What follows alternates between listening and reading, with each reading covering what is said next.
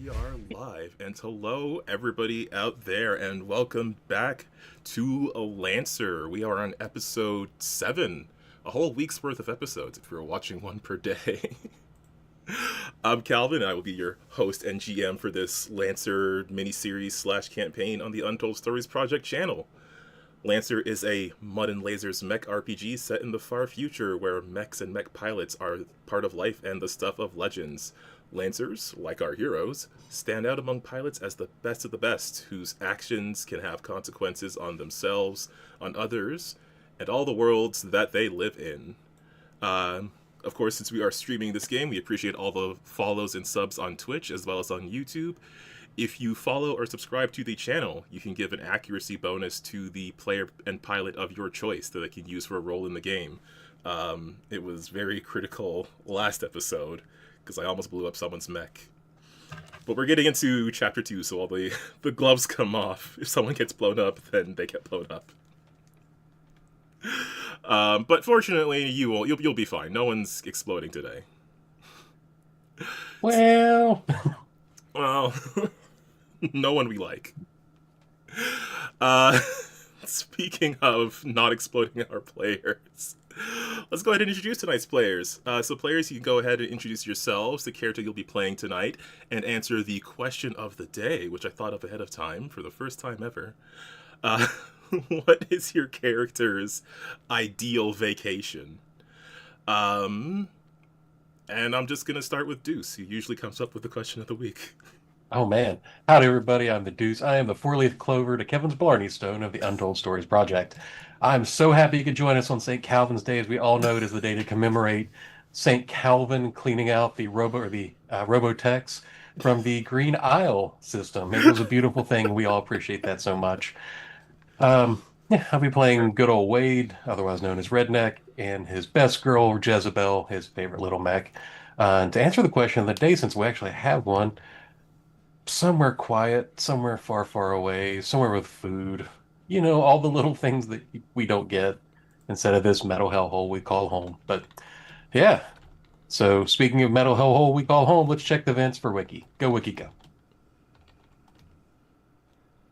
Why would you do that after I put water in my mouth? I don't For that understand. for that exact reason. Hi, I'm Wiki, and I play HVAC, our resident vent crab. And to answer the question, her question would be, what's vacation?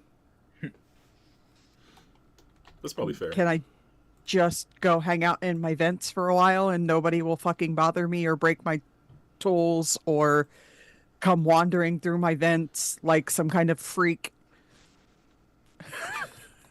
Who would do that? You know, just for like 5 hours. That would be fantastic. Is that vacation? Jemmy. Hi guys, I'm Jemmy. I will be playing Lupo. And to answer the question, Lupo wants to go to a beach, if those exist anywhere. They like the idea of going to a beach. A beach sounds nice. And I'll pass it over to Tegan. Oh god. Excuse me, I'm sorry. I'm Tegan. I'm gonna be playing Milo Braun, aka oh boy. It's been a week and I forgot everything. Rover. Thank you. I'm gonna be playing Rover, and Milo's dream vacation destination is Tampa Bay, Florida, because he doesn't know anywhere else. Oh, I'd like to know how he knows Tampa Bay, Florida. He saw it on a poster, and that was it. This is very, very, very old poster. Yeah. Old, decayed. All he read was like the Tampa Bay, Florida, and he was like, I want to go there. We are not letting place. We're not letting Puppy read the tales of the legendary Florida man. I do not want to give him any more ideas.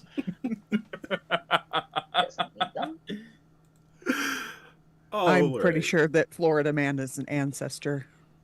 There may be some connection there. It's in my blood. All right. He got a gator mech. Hell no. Ooh, actually, oh, okay, that'd be cool. Actually, You bring a gator mech, I'm putting it down. I'm just telling you now. when all the Freedom League Dark Mechs show up. Yeah, we'll see. But let's hop into the game. Our previous session, when we last left our heroes, was a battle against Andros Capella, the Hound of Hell, as the players were trying to recover. Excuse me. As the players were trying to recover a printer part that they needed to restore their printer, they managed to find one on the wreck of a ship out on the edges of the solar system. The ship was totally normal and no ghostly stuff was going on, except for all the weird ghostly stuff going on. But on the way out, there was finally the prophesied ambush as Andros Capella and the Hellhound showed up for combat. There was some shooting, some fighting, some back and forth. Everybody was mech fu fighting. And in the end, Redneck was able to land the final blow on the Hound of Hell himself. Seemingly unexpectedly to Andros, his mech then detonated at the end of the combat, leaving just this cloud of ashes that blew away in the hangar. I didn't do it. Stop blaming me for this too. But he was gooed, not ashed. He gone. He's incinerated, essentially. Yeah, that's why you went into goo. He hath been atomized. Yeah, they're Molten slag. Eviscerated. Probably. Somewhere in between there.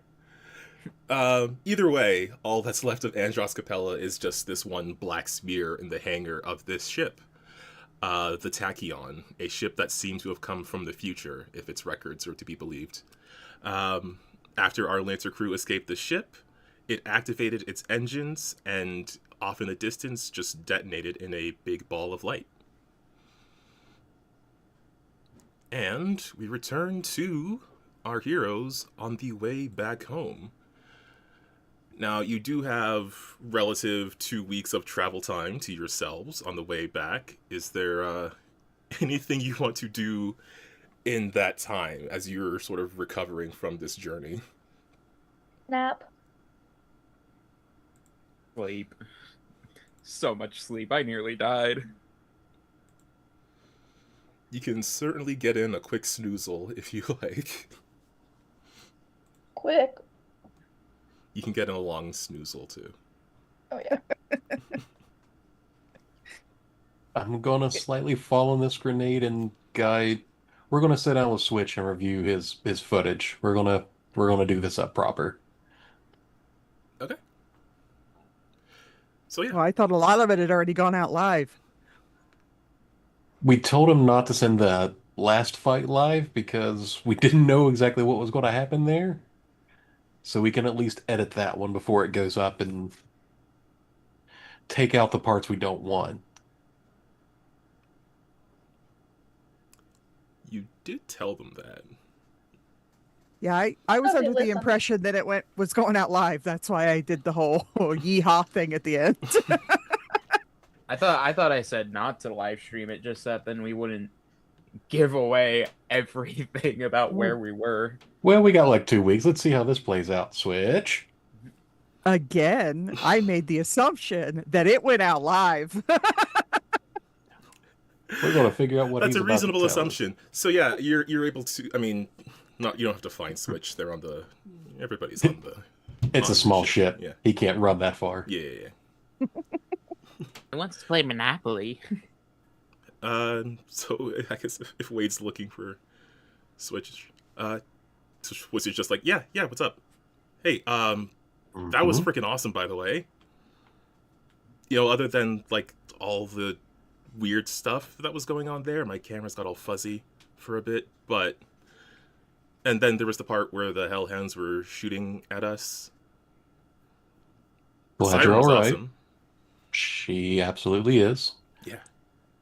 So the footage? Oh, yeah. It's getting just a ton of views and replays right now. Huh. All right. It's all over the OmniNet. There's even a few people who are finding places to stuff it onto the Muse. So that thing's going to be around for, hundreds of years. Hmm. Well, I'm just going to go back here. Are you not happy about that? Nope, looks great. Just, yep. All of it went out, every bit of it. Well, I mean, yeah. Like, Okay, once yep. the Hellhounds showed up, I kind of... I'll admit, I wasn't 100% sure we were all going to make it out of that. And if something happened, I didn't want the footage to be lost forever, you know? Yep, I'll be back here. Good. You're welcome. Talk. Good talk. Good talk. Good talk. Well, let's find something tall, alcoholic, cold, or warm. That part doesn't matter so much. We're looking for the first two. And we'll deal with the rest later. Yeah, there's certainly drinks available on the Dragon's Tooth, this ship that you were using to travel back and forth. Most unhappy glasses of water.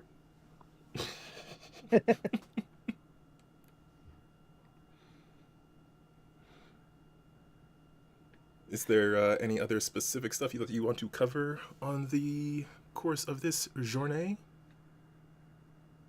I would like to have a conversation with oh crap-a-doodle-doo, what's her name? Siren? Yeah. About the Oh yeah, Casket? the other yes, about the other NHP. NHP. NHP, yeah. Because we found that casket, right? Yes. And we took the black box and all of that. Was it the casket or the room that looked like it had been Both. torn open from the inside? Both? Yes. The room looked like it had been torn open from the inside, but the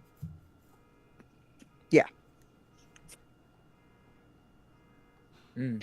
Let me get to my notes. So yes, the room itself was forced open from the inside. The cradle where the casket would be was smashed and melted. The casket itself was missing, and there's like claw marks around it. yeah. Well, it's a good thing that ship flew off and we're never going to see it again. And it's never going to come back to bite us. Mm-hmm. Yep. Sure. Anyway, that's what I want to do. I want to have a conversation with Siren. Okay. Yeah, Siren has, again, like this projected image that is currently piloting the ship. Just says, hey, that was pretty damn badass. Yeah, we do try. You know, sometimes you gotta, I don't know, blow shit up, I guess. Well, if anybody's gonna get blown up, I'm glad it was that guy. Yeah, me too. Because, yeah, I'll be honest, like, he wasn't leaving there alive. There was some bad blood there. Yeah, that seemed like a pretty straightforward equation. Yeah. Anyway, so, like, are you open to talking about other, MPHs or NHPs or whatever the hell those letters are together that I cannot keep straight in my brain? It is. I want to NHP. talk about Neil Patrick Harris. God damn it. I love Neil Patrick Harris. It is NHP. It is non-human person. Non-human person, yes. But for Dirty Furnace, it's an HVAC. It's always NPHs. That's right. A That's whole right. bunch of dookies all over the place. Yeah. Because I just think of Neopet heroes. because the one on the weird ship was sort of missing.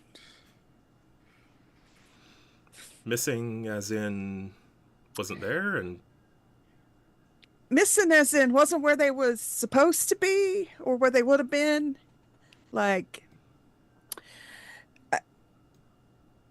can you pull up Switch's footage maybe of when we were in that room? Because she brings up the footage on just like one of the display screens.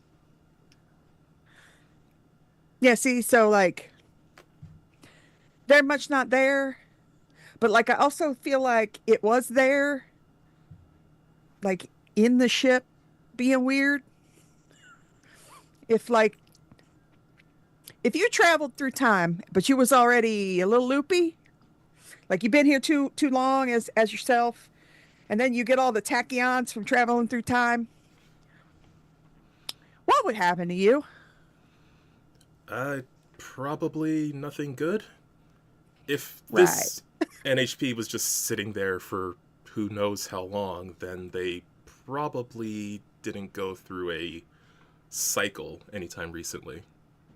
Well, yeah, that's just it. See, we pulled up I sent you some data too that I thought you might want to go through, but so we pulled that up, and they were supposed to have been cycled. Hold on, let me check my notes. Yep. No. It would have been... Oh no, who will find it first?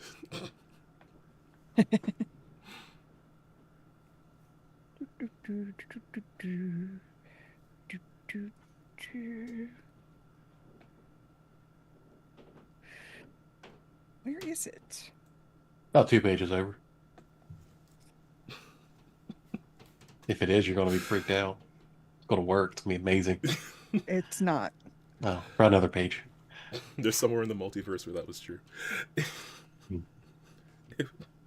With enough possibilities, one day Deuce got it. All right. I don't remember the...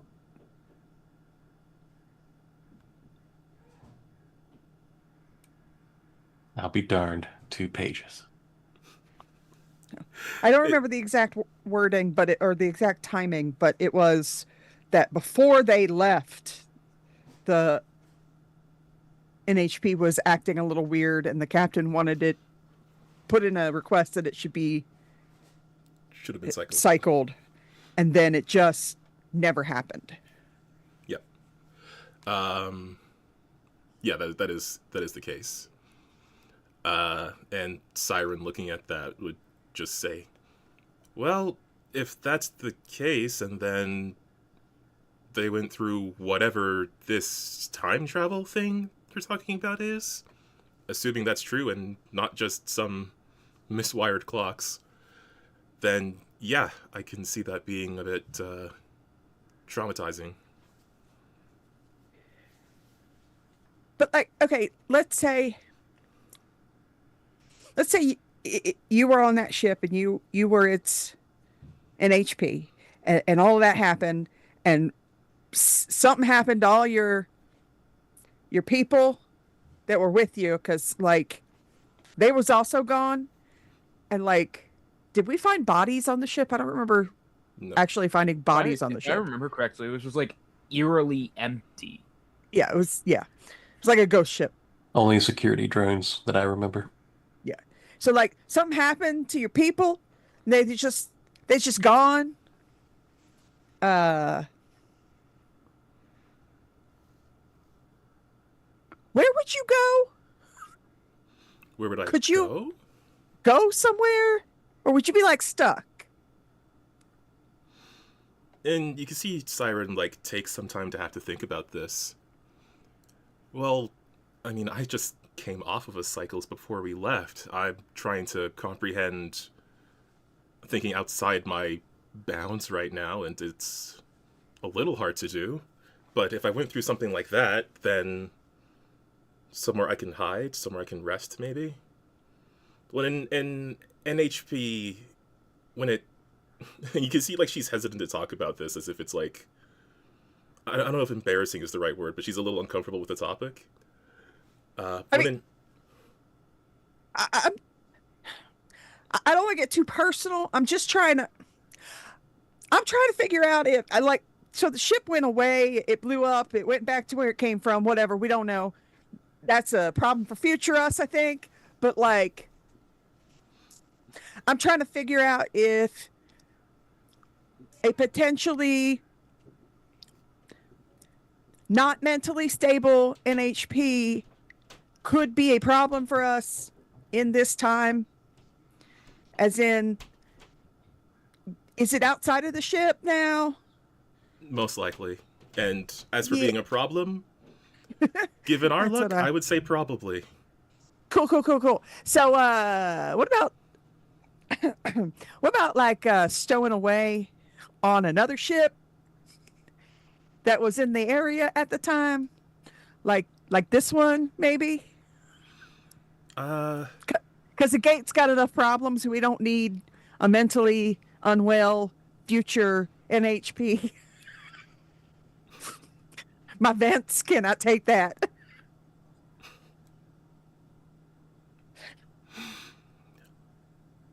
um,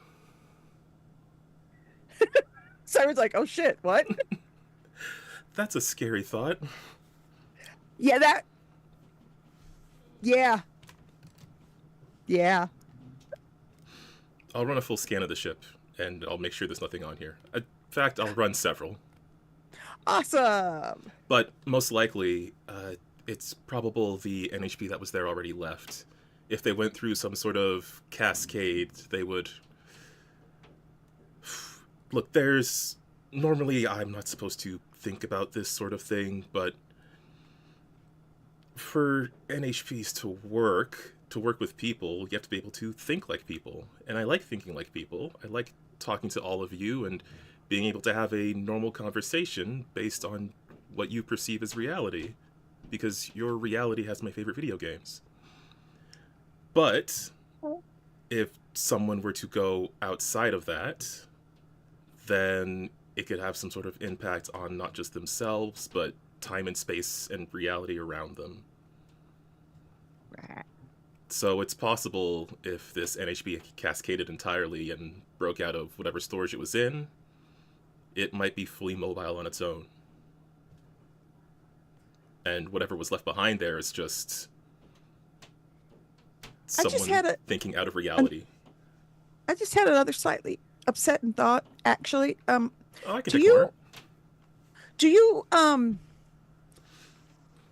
you need like, you know, even humans, we need power per se. We like eat food for that, but like, Yeah. do you need power, right? Like, Yeah, the casket has its own charge. so if you was outside the casket, you would need another option for that, right? Need something to sustain you, yeah.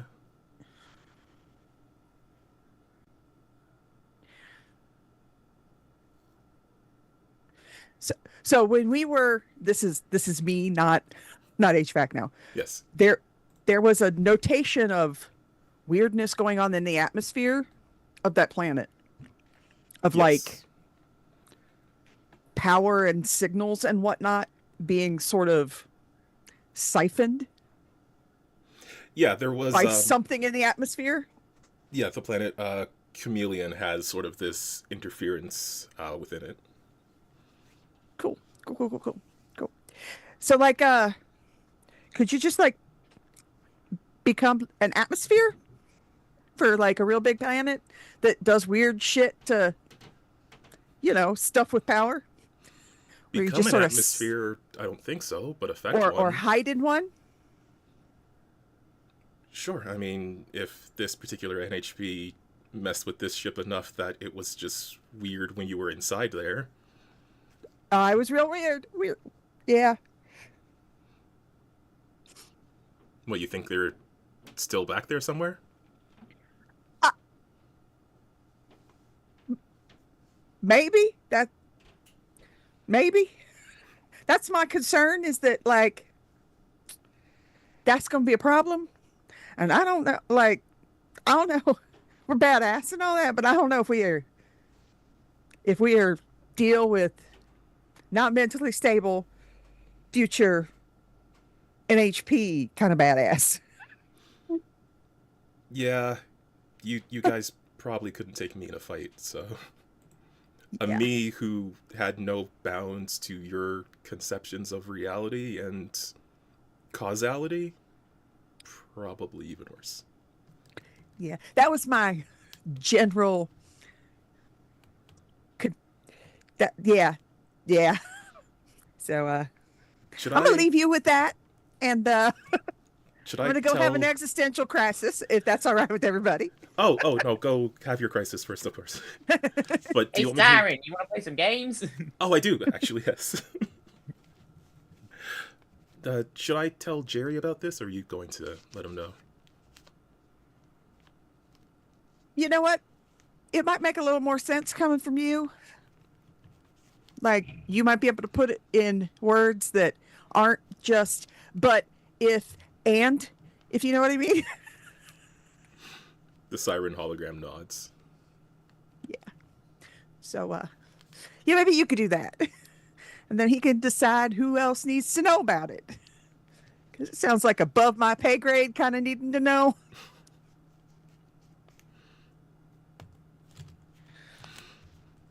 Well, hopefully, whatever it is, it's gonna be someone else's problem first. Let's hope.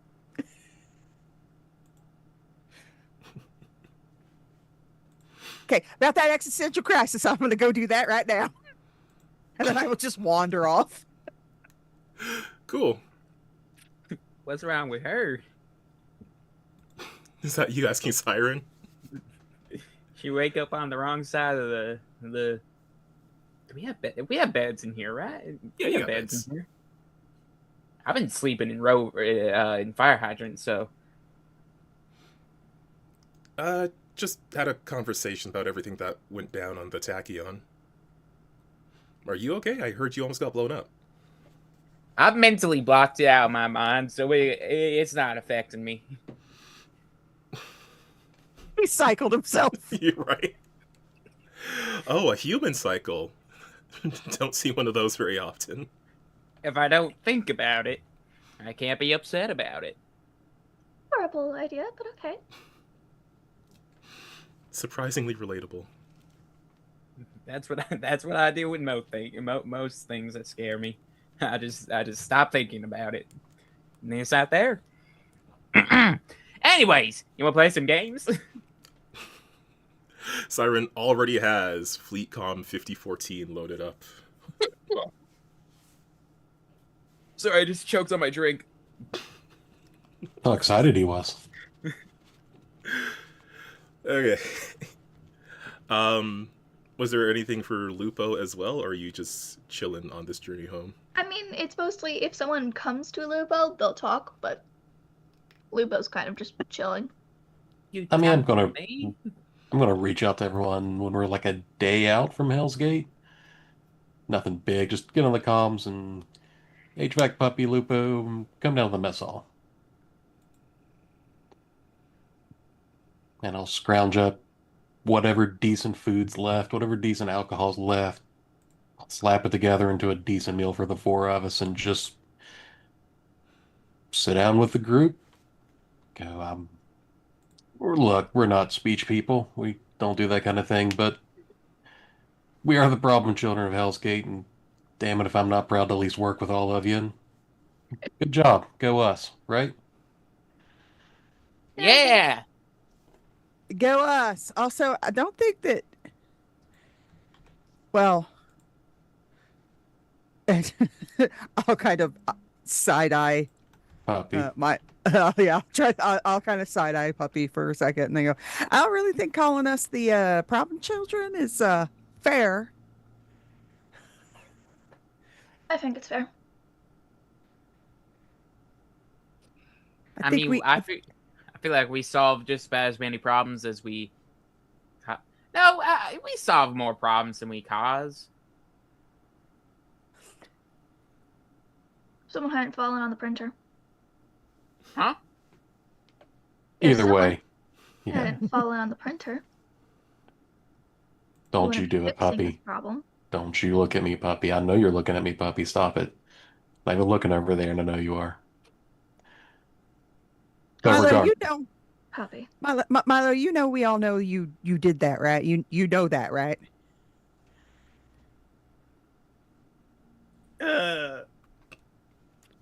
Well, yeah, yeah.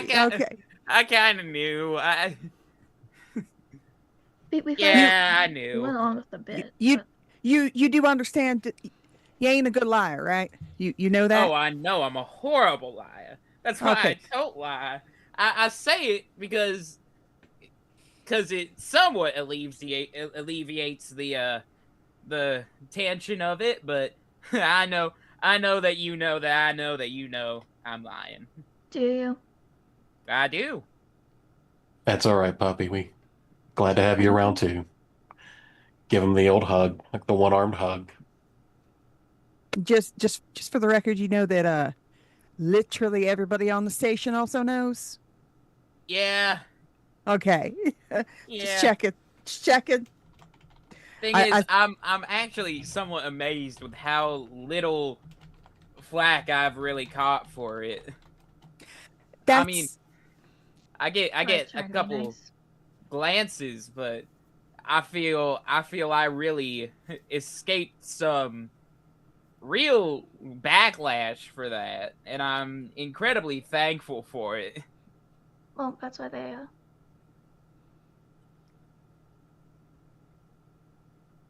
sent you on the mission. I mean, fixing my own issues. Yeah, that's fine. That's fair. You did well good. that, and I think maybe some people was hoping you wouldn't come back. Honestly. I can. Okay, that just kind of hurts, but it's fine. It's fine. It's all right. Again, glad it's all you three. Cheers. Take a drink. Have a nice Cheers. dinner. Then we'll roll into Hell's Gate before the ambush gets us. And then, all right. No. Oh, I just bit my lip. Just as you're about to take a drink. Oh no, I'm finishing my drink even if the ambush happens. I don't care. Fortunately, there is no ambush, and you are able to sort of rumble out of faster than light travel, arriving back at Hell's Gate.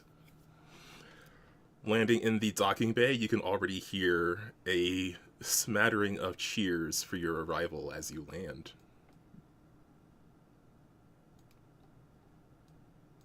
Yeah. Go on, Still puppy. quiet. As the ship opens up, you can see there's like a crowd of people who are waiting for you to land there. A number of familiar faces. Calamity, Striga, even Jerry has made it out there wanting to greet you. As Jerry. Jerry, the much-loved station director, just steps forth. Hey, we all saw the footage. We all saw what happened. Congratulations, I guess, is what I want to say. And thanks.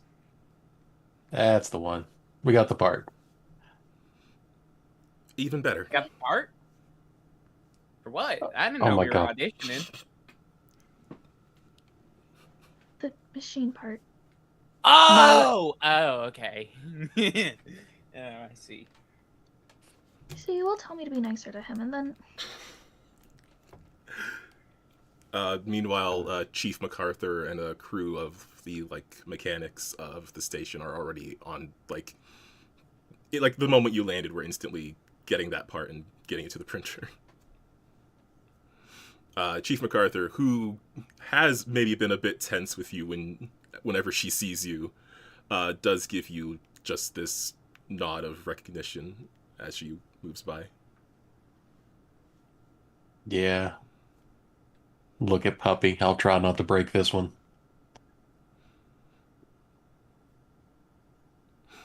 I just won't go near it from now on. I good think. idea. It I seems think- like a good plan. Hey, I think- Chief, I picked up some random bits and bobs. I'll drop them off. I'll drop them off at the I don't know, wherever we drop shit off at. Yeah, The Chief. depot or whatever we call it. Yeah, the chief and Carlos just say, yeah, we NSC can Costco. we can have some of the crew bring them around as well, but we need to get this installed right away. Yeah. So Jerry is, for one, going to ask you to join him in his office for a proper debrief so he can hear what happens from you instead of from just the footage. Send Puppy ahead of us like a rock star so he can high five people and we don't have to as he runs by. Yeah. As my hand's starting to hurt, can we disperse these a little more? Nope. You gotta do Absolutely them all at not. I feel like y'all just don't like fun. HVAC has a big problem with the words Jerry and debrief in the same sentence. Oh, man. Jerry! Jerry! You return to Jerry's office. Shelly, the NHP that manages the station, and Jerry's companion is there as well. And Jerry just sits down at his desk, sort of adjusts his tie a bit. You can see he's like letting himself relax just slightly. Glad to see that you've returned. So, tell me what happened. I saw the video, I saw the stream. The cameras kept getting a little fuzzy. I think there was some sort of interference, but I did see that big fireball that Andros became. Yeah. It was real pretty, wasn't it? Nice to watch. I don't like wanting people dead. It's not a general feeling I want in my soul, but boy, howdy, if that wasn't fun to watch. And watch. And watch. I mean, with a bit of luck, it may at least make people a little more hesitant to come this way, right? One would hope so. And Jerry just adds, yeah, it's not the sort of thing that I like to, revel in as well, but if that didn't happen, then y'all might have been the 7th, 8th, 9th, and 10th names on the memorial wall, especially related to Andros himself, so Yeah. I maybe enjoyed it a little bit. Keep that between us. It's all right. You're loud. Well, I gotta put on some sort of air of professionalism, right? I mean, sure. Jerry says as he still looks as scruffy and stressed as he normally does. Calm would help, but that's all right. And about the interference, Siren's gonna have her own little debrief specifically for you. There was that ship was weird and quite probably from the future, and its NHP was missing, and so it's all its weapons, and we don't know if it's because somebody came by and took them, or if it's because the ship was unfinished and it didn't have them in the first place. So, lots of exciting shit is what I'm saying. It didn't hit that other ship because it was going fast. It hit that other ship because it was going through time. Yeah. Huh. Yeah. Right. Well, time travel, that's a lot. The missing weapons, I mean, that could have been anybody. I mean, maybe the Hellhounds did it, but they're leaderless right now.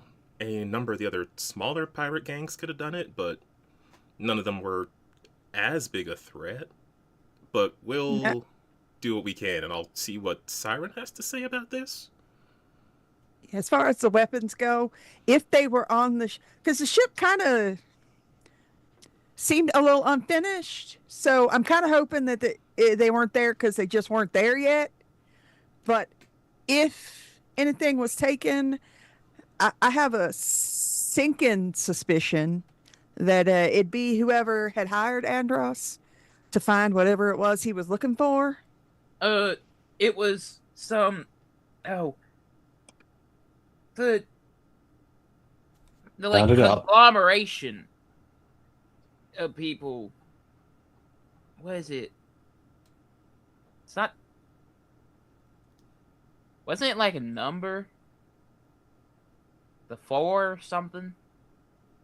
That was where the ship came from, the Fourth Council, okay. I see what you're talking about. Yeah, Oh. the which ship. doesn't exist yet. Yeah, exactly. The ship files indicated something called Fourth Com, and you having some minor connections to Union and Union space know that Union is in the Third Com or Third Committee, essentially like the third version of what Union is. Why am I blanking on what they're called? The Council of Horace. Whoa. Oh, yes, there. He was hired by some Horace, like, brothers or something.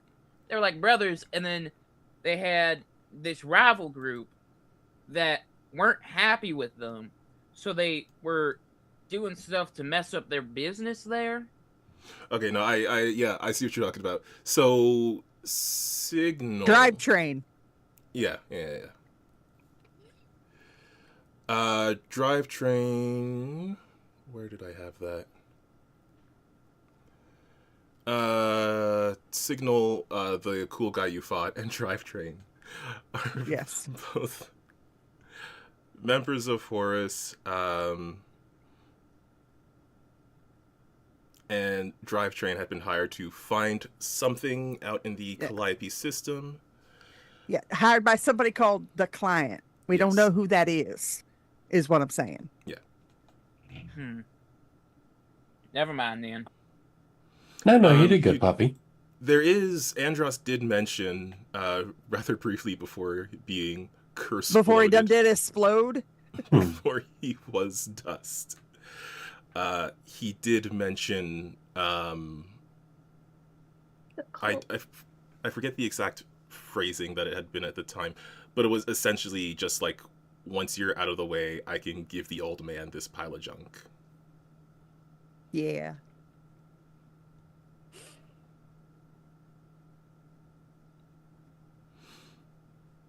So, that sounds like it might be a future thing that we got to deal with. Sure.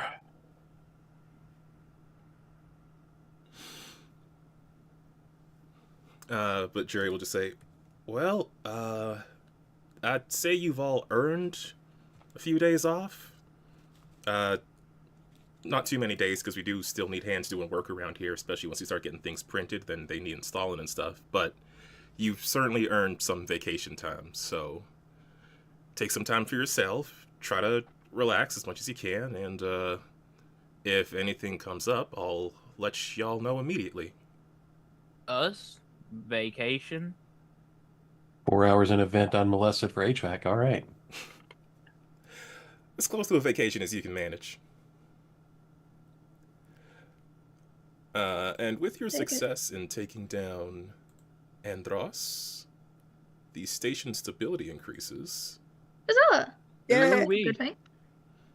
Huzzah! Ooh-wee. And with your station stability at 4 at this point, you do get a bonus reward, Huzzah! Yay! which I will put in your party inventory.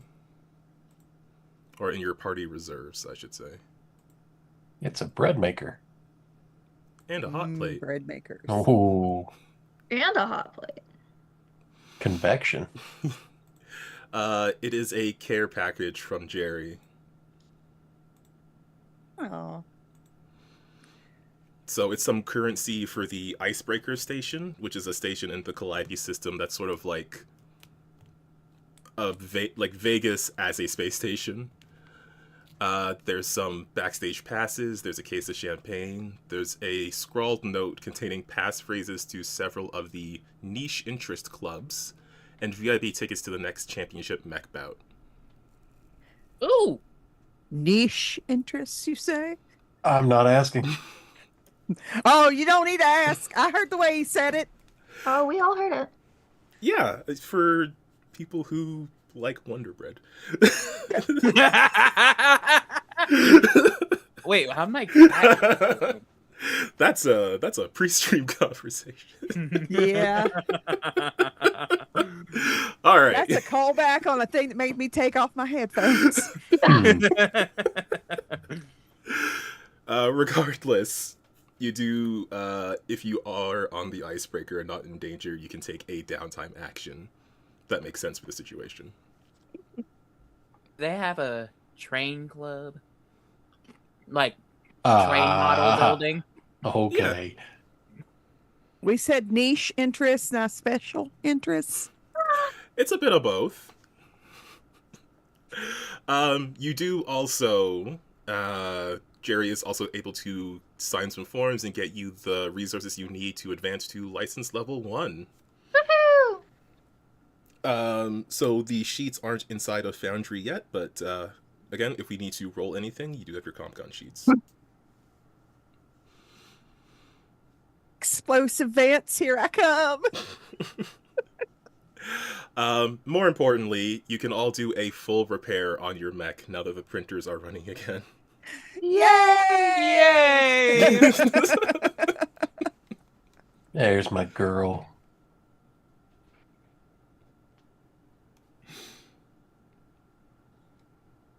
Yay! So, you do have some downtime to yourselves. There is a list of downtime actions you can do. You can just hang out with people.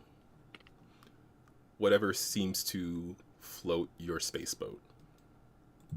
And we can, sort of yada yada and time jump as we need. You have about like a month of general downtime. Yippee! I mean, Lupo, weren't we supposed to visit your friend and their bread cult? Yeah. Why do you sound the least excited amongst us to go visit the bread cult? Me or them? You. I'm worried about my friend. Especially with See, I thought you just didn't like bread. I mean, I haven't had fresh bread in forever. You ever worry that you're just allergic to a food you ain't had yet? That Has- sounds incredibly specific. Are you Have- trying to start a story right now, or? No, that's something I just genuinely worry about sometimes. I feel like I'm gonna eat something I haven't had before, and then I'm gonna get like all red in the face. I don't. Anyway. Have you found anything you're allergic to, puppy? I know you're not supposed to have chocolate. Dust. Dust? Yeah. And you decide to do welding? Well, there's a difference between iron shavings and like stuff like that and like dust. Well, specifically dust bunnies. Huh. I think that's one of them niche interests, actually.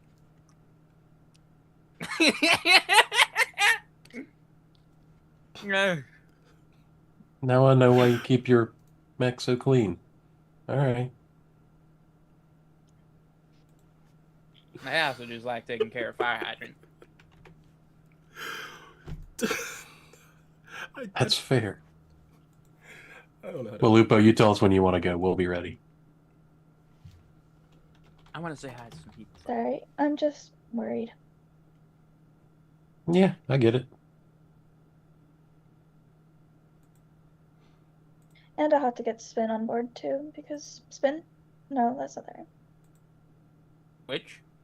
Switch. Thank you. Our streamer.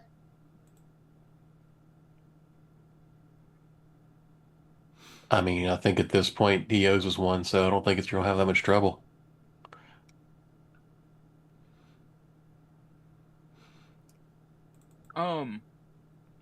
There's actually a couple people I would like to visit before. Oh, we gotta hydrate. Oh, okay, good. Cheers. Well, later, Doc. There goes the last of my sarsaparilla. Toodles, Doc. Bye. Oh yeah, I'm just catching up on chat later, Doc. And yes, Chief MacArthur's name is in fact Chief, as far as anyone knows. Yeah, there's a couple people I would like to visit before we head on out. All right, so we can do the on-station stuff and then do the travel stuff. Okay. Go for it, puppy. Of course we gotta visit Bobby. Which one? But it's Bobby with a Y. I want to Yeah, visit. Bobby with a Y was the original, and then you made a duplicate Yes. to manage the pirates ship as well that you had captured. Yep. It's not a pirate ship no more. That shit's ours. Yeah, was that that was the chauffeur, wasn't it? Yes. I think so, yeah. Okay. So, interestingly, when you go looking for Bobby, you do find that both Bobbies have been loaded onto Hell's Gate ships, and the chauffeur is in fact missing. Oh, The ship itself is missing? Yep. huh. Jerry, what the fuck's up with that? I'll ask him later. He's on the list of people I want to visit. Are you calling Jerry? Yeah, I mean, I guess you could call Jerry. If you do call Jerry to ask about this, he will say, yeah, there was a bit of a situation a few days before you got back. Some of the pirates you brought back, most of them are, moonlighter types. They just need a proper job and they'll be fine. A couple of them were actual hellhounds, though. And after you took out Andros, things kind of got a little, let's say, dicey with them. And given the fact that they're hellhounds in the first place, and Byrat should have been expelled from the station in the first place, I took it upon myself to just kick them out before things got worse. I didn't want to Oh. just shoot them into space, so we disarmed the ship and put them on it and let them fly off. However, once they got a distance away from the station, the ship exploded. Oh, Come Yeah. again? I knew you kind of. I wasn't sure if you kind of liked those couple of people, but it was what was their names? It was Minesweeper and Hammer.exe. Those were the code names that they had. Hey, look, in any Well, I case, I mean, I guess it's their just comeuppance, but unfortunate. I gotta be honest. I was a little worried about them doing something terrible while they were here. Well, Well, instead something terrible done happen to them. yeah. They're better than But- us. But I'm a little I'm a little So Andros didn't like blow up on purpose. You know that, right? We told you that, right? That it seemed to be a surprise to him that he was exploding. Yeah, I mean, I don't know if you did something like that, but I'm assuming you would have had that conversation. So like is somebody exploding people who might know stuff? Is my concern. Jerry, I'm gonna put it to you like this, and I'm not gonna mind either way. Did that ship explode because of them, or did that ship explode because of us? Jerry will say, look, I don't want to spread rumors, but LK was pretty suspicious about Calamity after the ship exploded. But Okay, but I didn't see any evidence of HG's anything, always so. suspicious.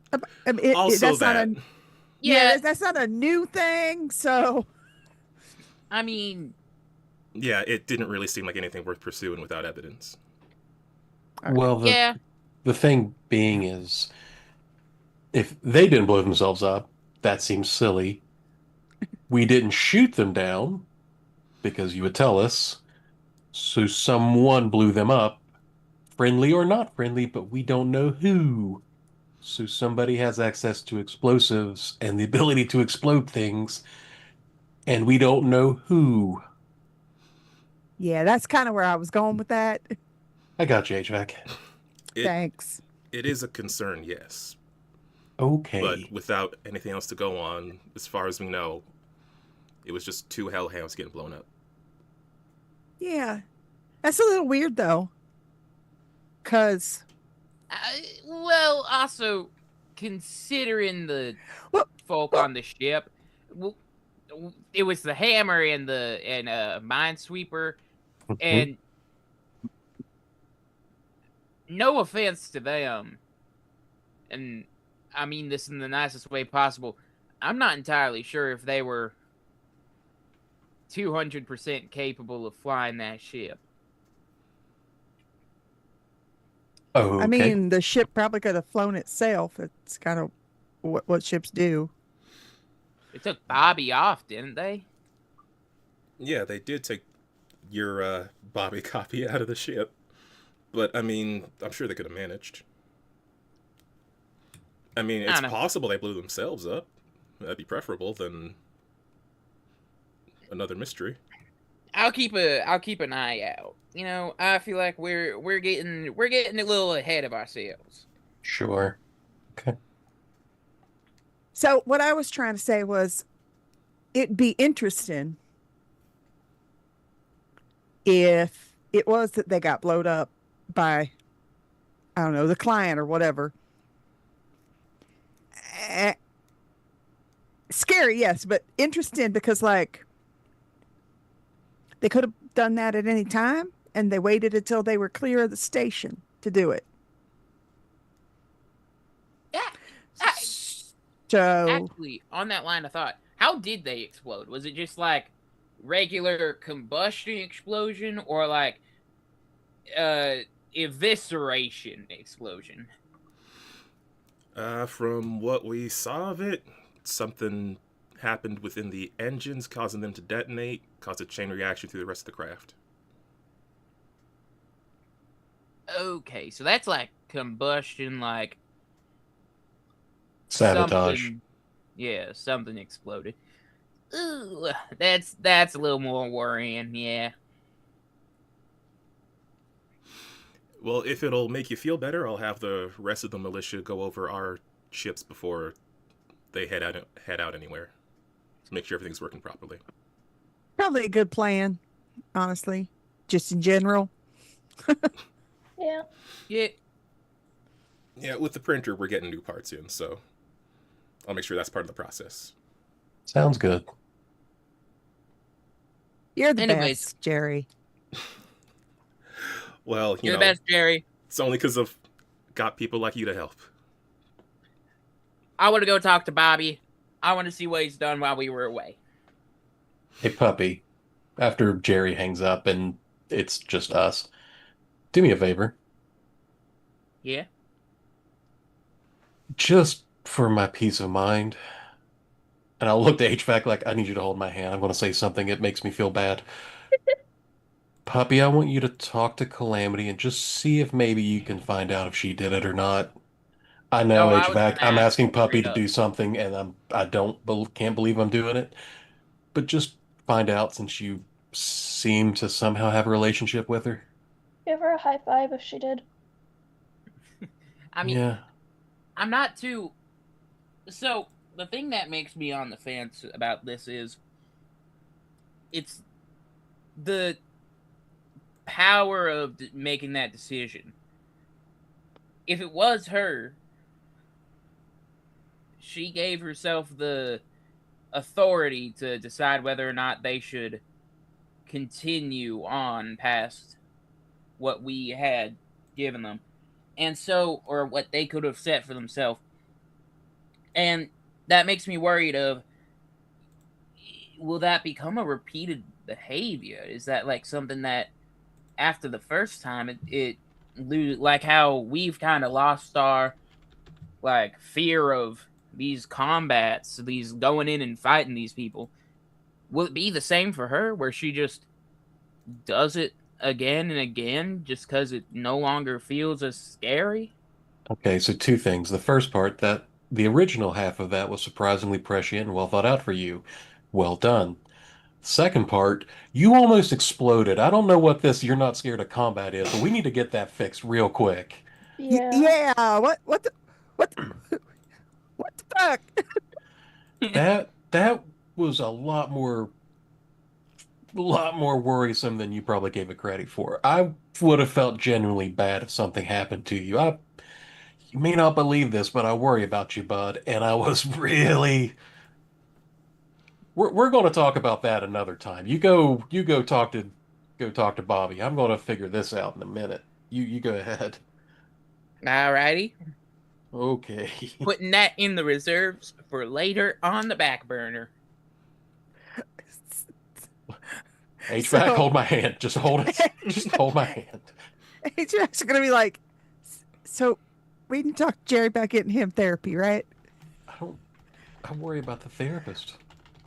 But earlier he was talking about cycling himself like he was a MPH, and I was upset about that. Actually, that seems unhealthy for a human being.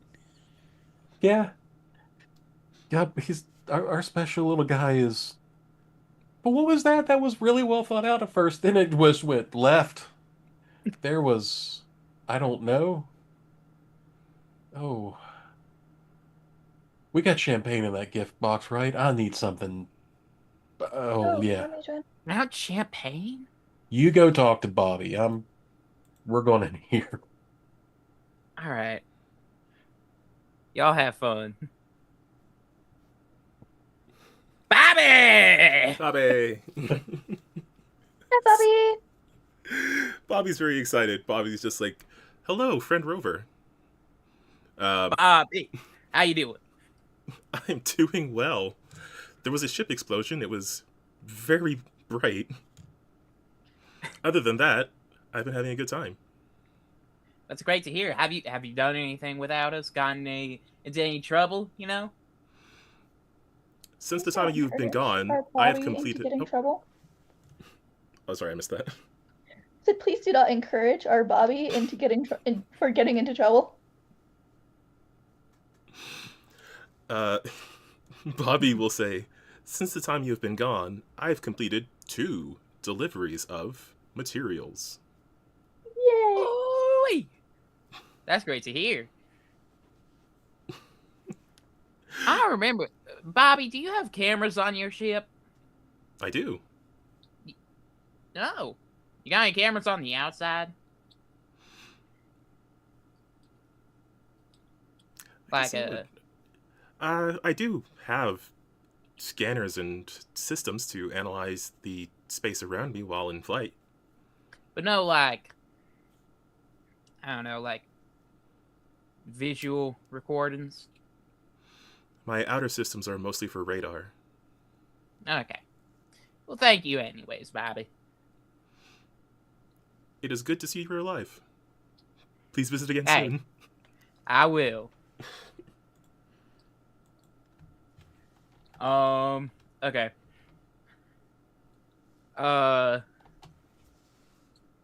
Milo's gonna make his way away from Bobby and hunt down wherever Calamity's at. Yeah. And whoever Calamity is currently stuck with. Probably. Yeah, she's probably LK again. Hey, okay. Hey, how's it going, pal? Hey. Hey, Calamity. Okay, you mind if I borrow Calamity for a minute? Yeah, no problem. Just don't go too far, I guess. Like at this point, Calamity's probably assisting with there's a bunch of stuff coming from the printer that needs to go to a bunch of places, and Calamity has technical skill, which means she is going to be very busy for the next few days, few weeks even. If you just have 10 minutes where I can just steal her for a moment. LK is just like, sure, just hurry back. Will do, boss. Calamity, how are you? Great, good. How Come are on, you? walk and talk with me. I'm good. I'm great. I'm amazing. I nearly blew up. That was an experience. I'll tell you what. Yeah, it would have been a shame if you blew up, because I was working on those goggles and then it would have been a waste. Oh, right. I'm still wearing your goggles. I didn't break them, did I? You better not have. I feel incredibly bad about that. I genuinely. They seem fine. I still can't see half the things through them, so I guess that means they're working. It's kind of the opposite of what goggles are supposed to do, but here. And then she kind of just fishes something out of like her pocket on like the like sort of apron that she's wearing, and hands over an a actual pair of goggles. He hands hers back. Milo hands hers back and take them.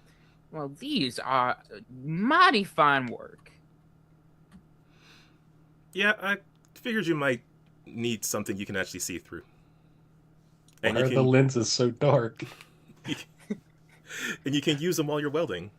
If you just flick that little switch on the side, it sort of darkens and lightens the lens. He flips it. Oh, yeah. This is fun. Okay. Okay. I gotta stop. I'm gonna get distracted with that. Is that not what you came to talk about? The goggles? No. I just wanted I wanted to talk to my friends, and you're one of them, so might as well. I think I got. Oh, that's bad. I could probably count the number of people who could refer to me as a friend back on one hand. Oh, sorry, I'm having a couple moments of just like clarity right now. Do you want to talk about it? I don't really know No. what's going on here. No, I don't. Whatever. I heard the Hammer and Minesweeper, Minesweeper. Minesweeper. Yeah, I heard they blew up. Yeah. I mean, unfortunate, but probably just a pilot error. Calamity, I'm gonna be entirely honest with you. And you probably know this too. There's people who think you blew them up. You can see she like stiffens slightly as you bring up the topic. Do you have a skill that you could apply to this situation? Hold up. What, pilot narrative? Yes. I have charm, stay cool, and get a hold of something. Those are the only three that I could like. Charm or stay cool, I guess, could work here. Oh no. However you want to approach this situation.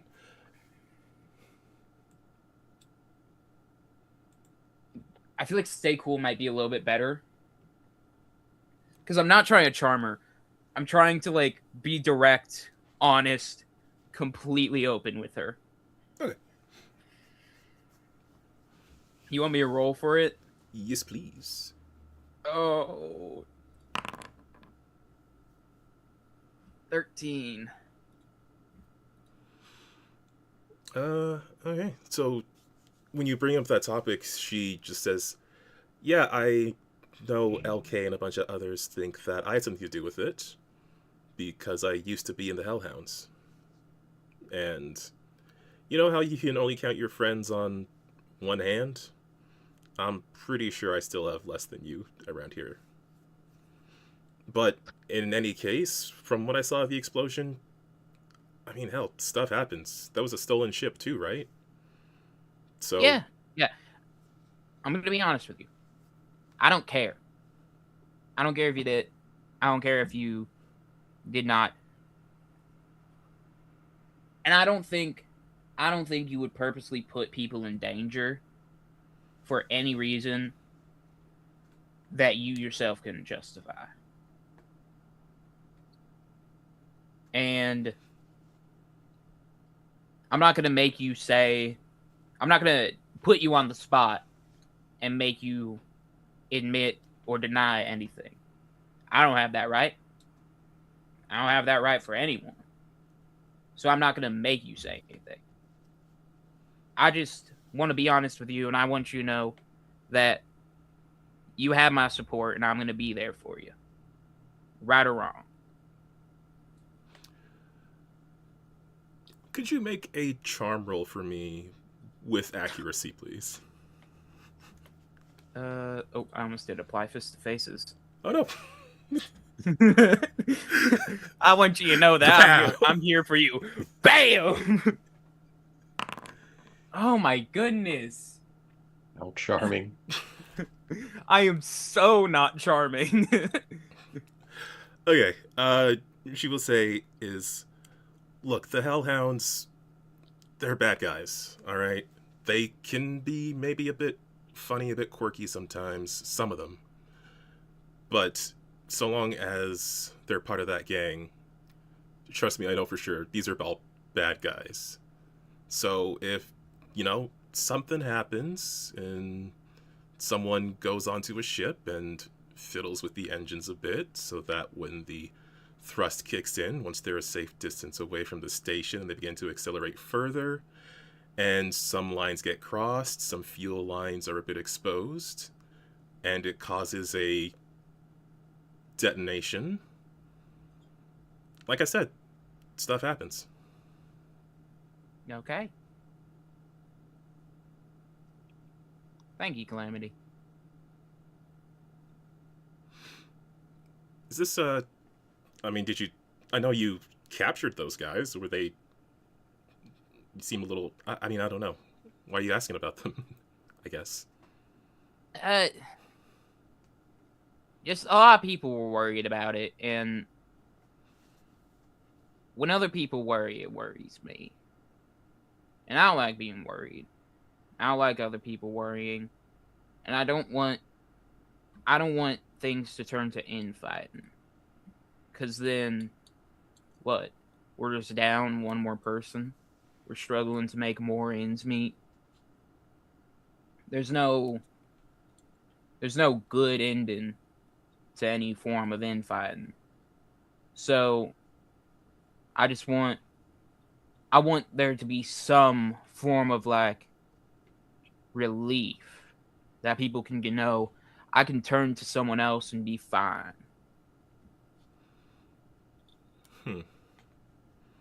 Well, I gotta admit, I don't feel that as much around here, but if it wasn't for Jerry, then who knows where I'd be. I might even have been one of the people you had to fight in the last few days.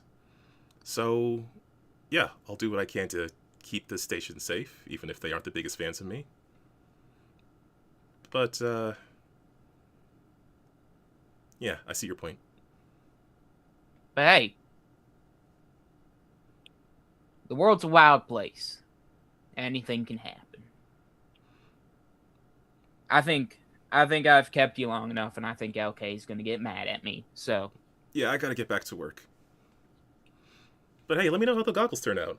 And if you need anything else tinkering with, you know where to find me. Will do.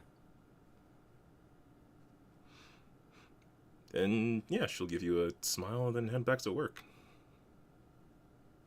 Jerry! I'm just picturing that is how you every call. Every Oh, time, God. every time. I pull open the door to his office, finger guns in the air. Jerry! Cue the studio audience laughter. Oh my god, yeah, yes?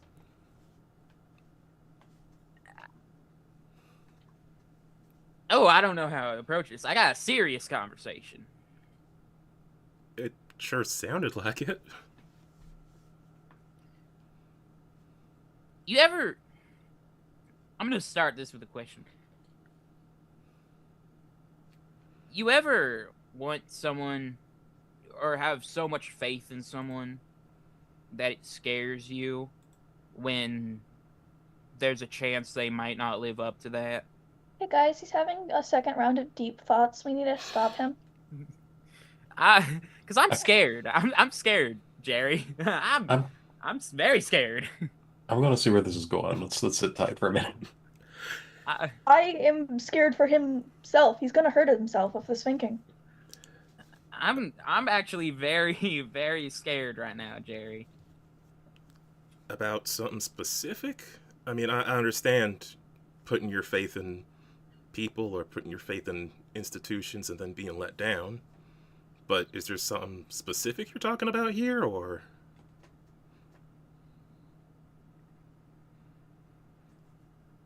I'm scared that we're creating divides amongst ourselves. And while they're not like big obvious things, we're definitely taking sides. They're not always big, they're not always like violent.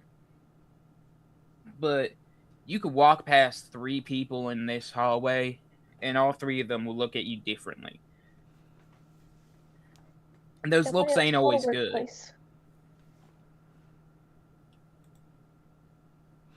And I don't know how I feel like I should fix that, but at the same time I know I can't. You ever face that? I mean, yeah, all the time. I want to keep everybody here working together and comfortable with each other, of course. That's the only way we're gonna make it. I mean, there's just a few feet of steel between us and the void of space. If we're not working together, then we're not gonna make it. Then my next question is, what makes me different than Calypso?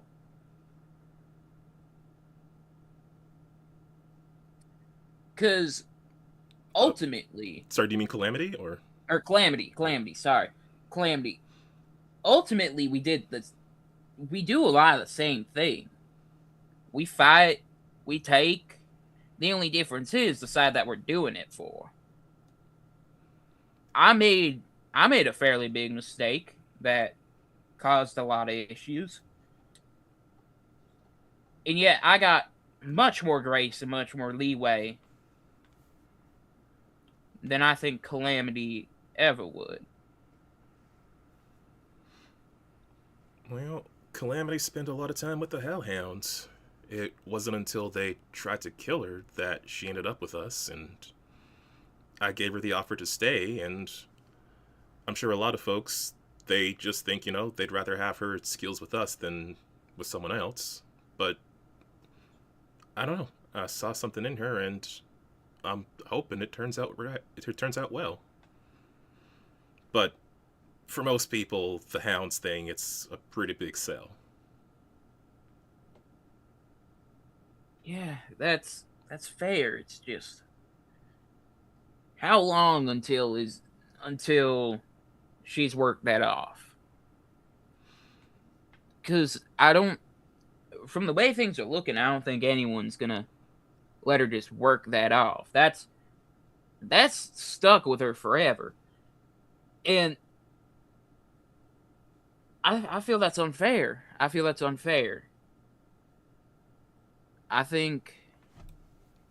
be honest with you, Jerry. I think she's the reason they blew up. I don't want you to... I didn't get any straight admission of it, so I have no actual evidence of guilt. And I don't want you to act on a conversation I had in private with someone who fully believed that I would keep that to myself. But I feel I'd be wrong morally if I didn't say something.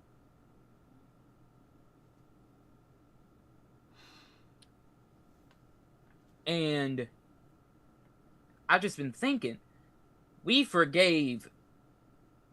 Well, no, we didn't even forgive. We've tolerated Calamity's past. Calamity took it upon herself, allegedly, to prevent someone else from taking that same path. My question, the thing is, had those people been in any other situation, had they not been sent away on that ship, do you think they would have been like Calamity, or do you think they would have ended up with all the others that they were with?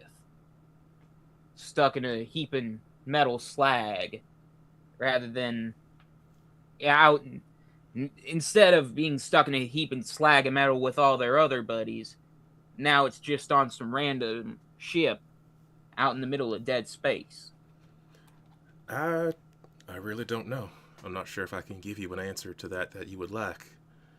When it came to Calamity, I bent the rules. I mean, I know I did. That's why these two had to go. They were part of the Hellhounds. But Calamity had skills we could use, and these two... I mean, the big hammer guy didn't even have his big hammer. Yeah. But I offered the best I could, which is sending them off to anywhere else. They just couldn't stay here. And maybe, if they had made it further, they could have made their own decisions. I mean, I can't tell. I don't know the future. Y'all are the ones who are dealing with the time travel thing. Don't even to remind me of that. Ugh. Oh, sorry, I'll avoid the topic. Ugh. I guess I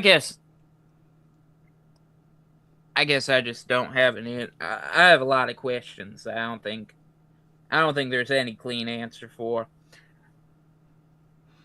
I will say, no matter what choices you make in the future,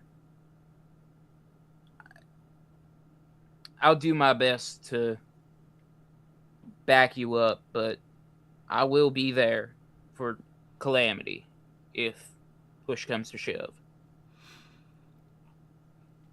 Well, I appreciate that.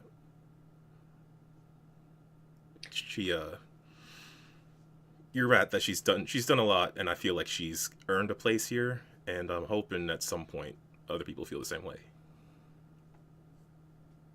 Well, I feel like I've rained on your day enough. How's things been going? How you doing? You doing well? Well, Oh, well, yeah, I mean, I'm doing pretty good. I had a plant here that I was trying to take care of, but water supplies are going low, so it's it's a little dry. But I got a new tie, so there's that. ooh, what is it? What kind of tie is it? And he sort of like sits up a bit, and you can see his tie. It's like yellow with like black polka dots. That is bright and wonderful, and I hope it brightens up your day, Jerry. It already has. Well, I'm gonna go weld something and think. You have a great rest of your day, Jerry. I will.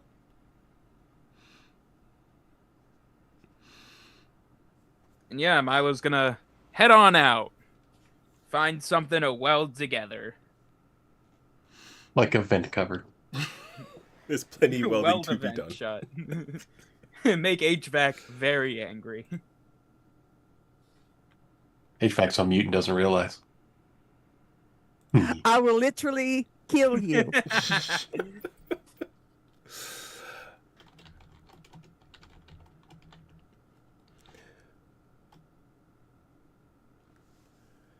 All right. And I'll make it look like an accident. That would be very easy.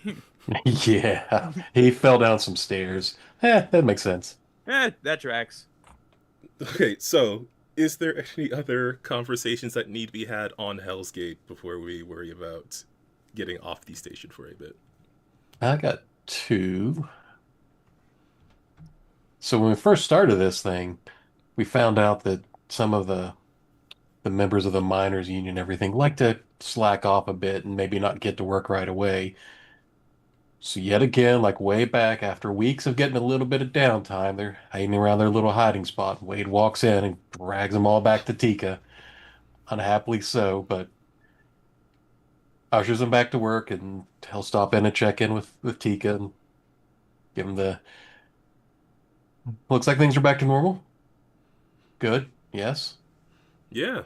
I mean, I hope so, especially with Andros out of the way. I'm hoping the hounds and the other pirates are going to be less of a problem. So talk to Jerry and gonna kind of low priority some repairs on Jezebel to maybe get you some parts quicker to get your boys working. Like I said, I know you guys do important work, so just it's appreciated and maybe keep from slacking off so much, yeah? Oh, I mean, now that we've got the printer back and we can get everything in working order, we got a whole lot of stuff to catch up on. Isn't that right, boys? He calls out over his shoulder to the crew that you've brought back to work. Thought so. Well, that's right. Well, if you need extra hands, let me know and I'll chip in too. But just wanted to make sure and more so keeping that trying to help repair that relationship a little bit more. And we also need to check in with Tiny Dancer and that little crew. See how our misfits are doing. Uh, yes, you do have Tiny Dancer. You have Benny. You have. I wrote them down, and I've been trying to find them. And I don't know where they are. Our song Hold and on. Oh yes, Tiny Dancer, Your Song, Still Standing, Rocket Man, Rio. I believe left, and then there was Hammer and Minesweeper.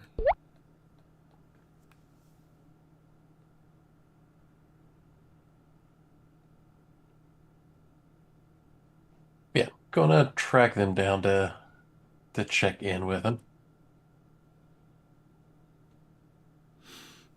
Uh, yeah, they've all sort of become their own crew. Like once they realized they all had a very similar story, they've all sort of become their own crew. Well, you also got picked up off the street by these weirdos? Yeah! Basically, All right, boy. All right, boys, we're back. Good to see you again. Still acclimating well. I guess Rocket Man will be the front man. So, yeah, we're doing pretty well. Just Wow. adjusting to the ship and everything, but everybody's been pretty decent. Pretty decent. All right, that's one way to nice to see some excitement hanging around. Fine. So look, here's the thing. We've got things kind of coming back together here. Things are getting better. I would rather you guys carve out a place and be helpful here than want to keep going. But part of that question is going to be we're not running a slave camp. So the question will be asked is, do you want to stay?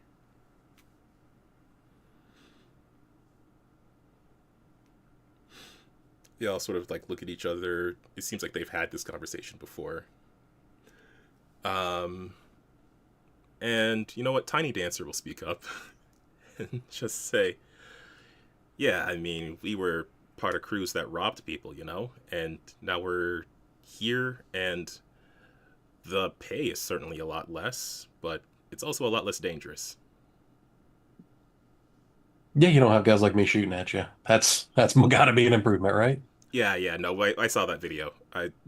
I would prefer to not be exploded. I like you guys a lot more when you're not exploded too, for what it's worth. So good. Um, you know, you've been from what they've told me, you guys have been doing good. You've been chipping in. It's going to gear up here for a while we get things back to closer to normal, but glad you're here for what it's worth. And if there's somewhere in particular you want to go to work, let me know, let us know, and we'll see what we can do. Yeah, Fair enough? they do have like varying skills, but they seem to be working pretty well as a unit. So yeah, they'll communicate that they're probably more likely to stick together. Fine with it. Happy for it. Glad you guys got some friends and someone to talk to. And Like I said, if you need something, don't hesitate to come talk to me too, all right? Yeah, they all seem to be in agreement. Benny seems pretty interested in getting a new mech built once there is time on the printer. Fair enough. So, leave him a half a bottle of champagne. The other half may have been drank after listening to Puppy's existential crisis. But Fair here's a enough. little something to say welcome aboard. How about that? Appreciate y'all chipping in while we're gone. Yeah, they're gonna have a little hangout with this bottle of champagne while no one's looking. That's fine. I'll give him some quiet time. Then yeah, other than that, that's the people I need to talk to here. And besides having a talk with Puppy, apparently, but that's coming down the line. So yeah, that's everyone I need to talk to at the moment on the ship. Okay. Whoa. And I guess before we go on official break, is there a thing that HVAC would like to do? Or do you I'm want so- to. Actually, I guess, do you want to break and then we come back to HVAC's thing and then going to check in with Anna as well? I don't know. HVAC what you- is literally just going to hang out in her vents. Okay. Maybe spy on people's conversations. We don't know. Fair enough. You little vent crab, you. Okay. So we'll take a quick break and then we'll come back and see what's going on with Anna. I'm sure it's normal stuff. And then we will perhaps get into the next part of our adventure. See you then. And swoosh, run break.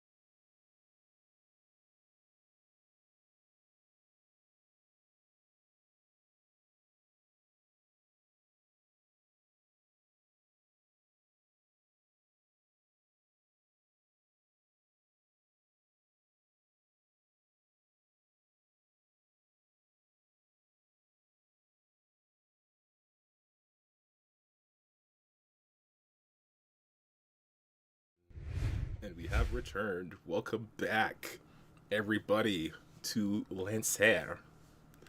When we last left our heroes, emotions were happening. As we're sort of having our downtime after the last mission. I believe Maklina is relaxing in the vents, and Striga was told to stay out of the vents.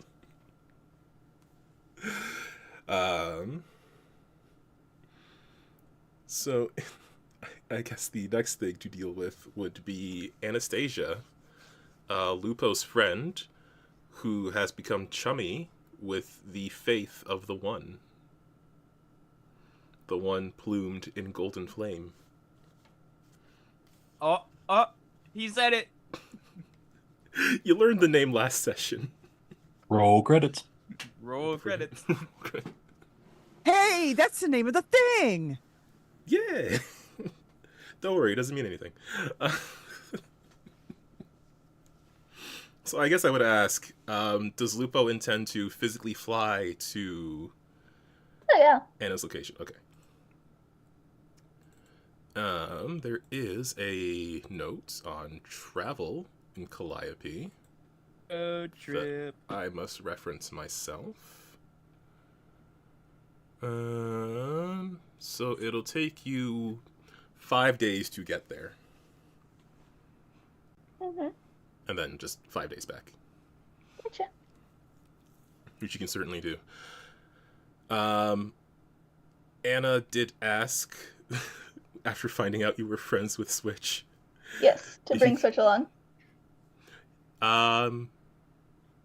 Yeah, if if at all possible. I mean, Switch isn't going to say no to that. Exactly. Though that was what the deal was, anyway. That is true, yes. Hey, Switch. Is Rover or is anyone else also joining as well? I invited everyone to come with. I mean, I was told there was going to be bread, so yeah, I'm going. Told Lupo I'm going to be there to support them. So absolutely. Okay. So yeah, Switch will, say hi to Rover as well, and is bringing some merch. Yay! Switch. Bringing a merch stand seem a little bit gauche for a religious revival. And I my don't think friends so. can. I'm Do you sure think they'll so? enjoy. I really don't know. This is my first revival, so all right. What was the thing? The one what? The full name of the group is The Faith of the One Plumed in Golden Flame.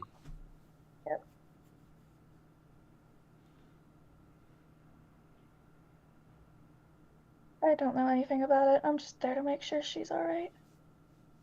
Not a fair bit. I read that whole book while we were traveling to the Tachyon, so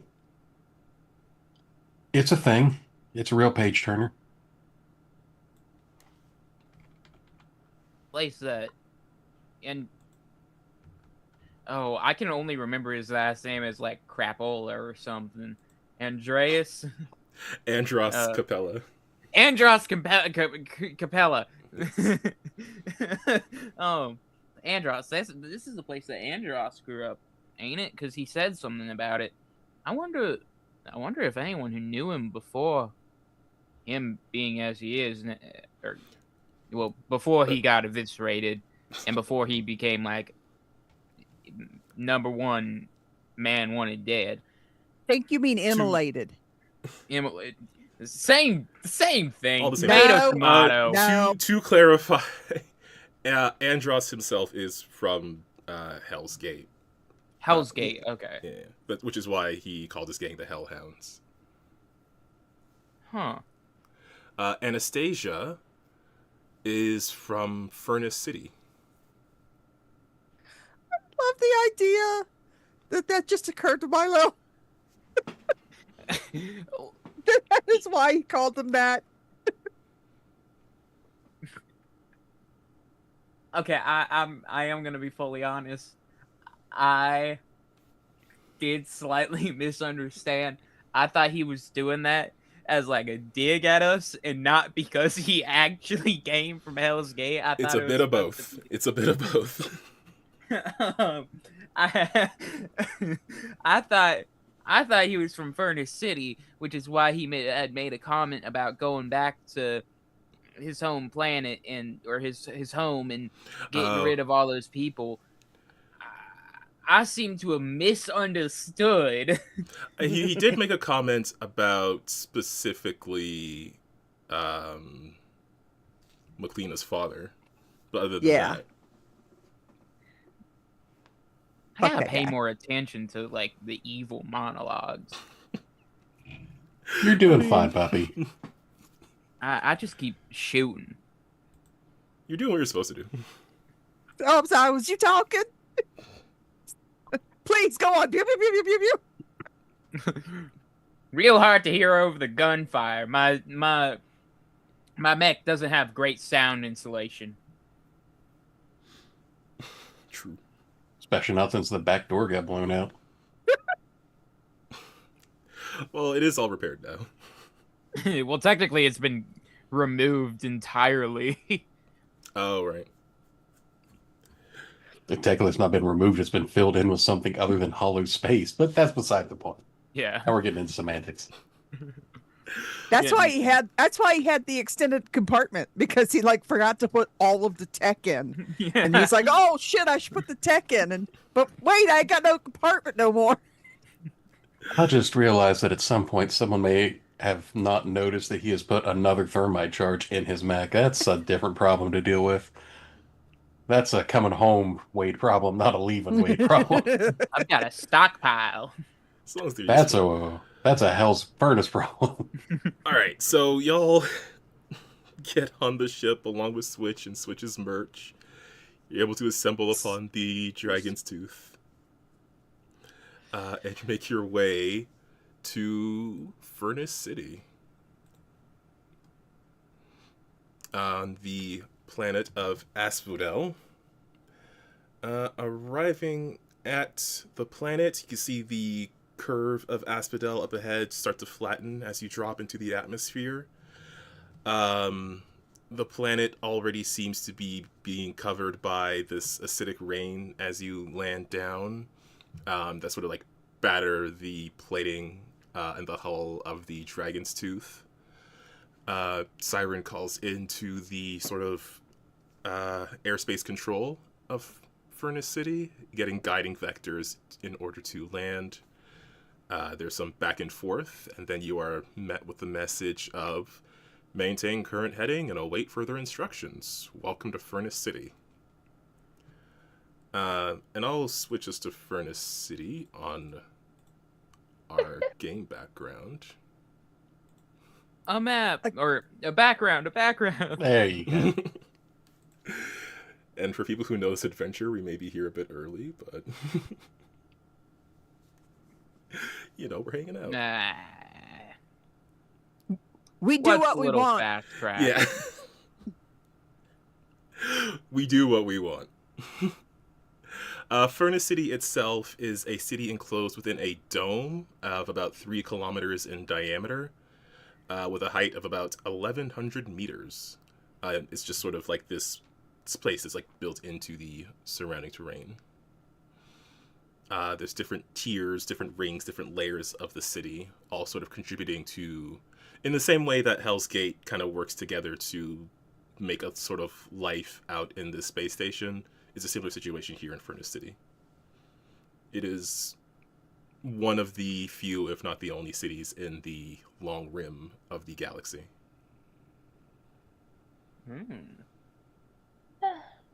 Lot of greenery. That's not something we see often. Oh yeah, not very often. Anastasia herself is a spacecraft technician, so you can either find her at her home or working on maintaining ships around the city. I mean, I'm gonna shoot her a message. Basically, as the, hey, where are you at? I was worried you were gonna cut it off at shooter. That's my friend. I think if So's you... HVAC. Yeah, so is HVAC I and didn't me know and HVAC was literally in the vents everyone when I else. was used trying to that. shoot the vent crabs. That's not my fault. If you're sending You shot at me without any vent crabs there. Well, no, that was a warning shot. I knew where I was shooting, and it was right beside your head, not you. I'm worried about process of elimination. I'm just next.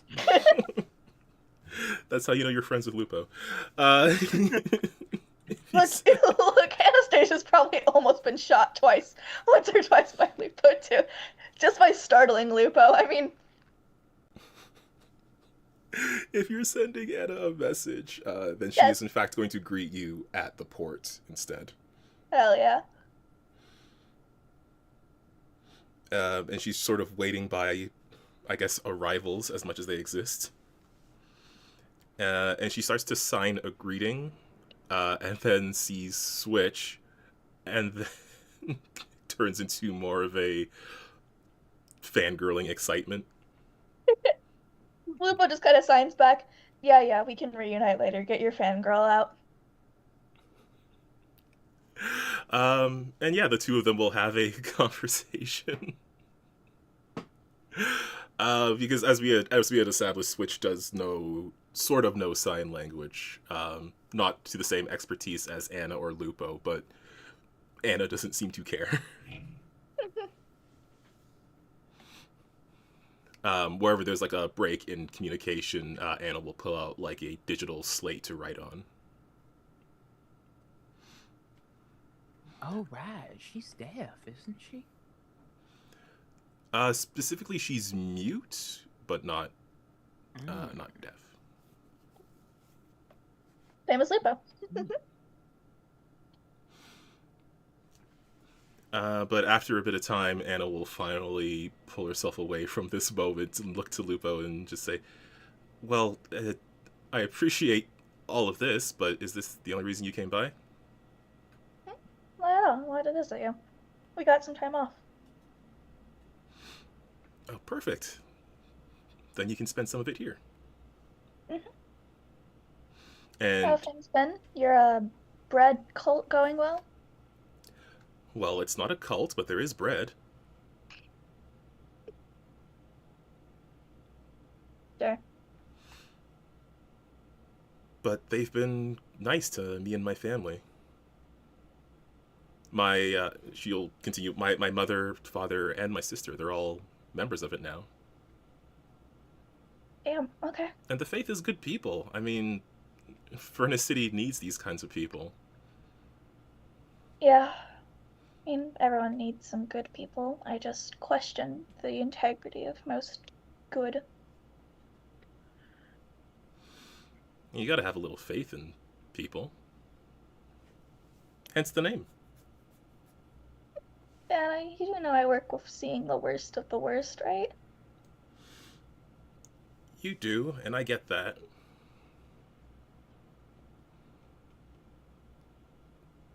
But the followers of the Faith, they've been doing a lot to support the people of Furnace City, and all over the Calliope system, anywhere someone gets taken advantage of, anywhere people just need a little help to get by, the Faith is there for them. And yeah, their preaching can get a little fiery sometimes, but they're just passionate is all. I know. It's just the message behind it always rubs me the wrong way. Well, there's a lot of things wrong with the universe as it is, and if people want to believe that there's a way for it to change, a cycle that's coming, I mean, I like the idea. I still don't like that word, and I cannot hear if you said something, Tegan. I was mostly talking to myself. I just don't like that word, and Cycle.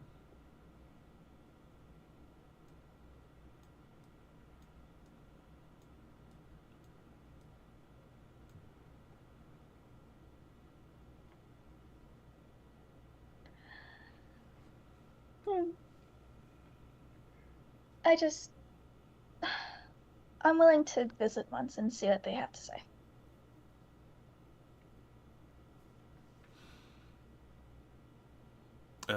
She will say, well, they're having a meeting in Pillar Park later today. Sure, we can go. Alright.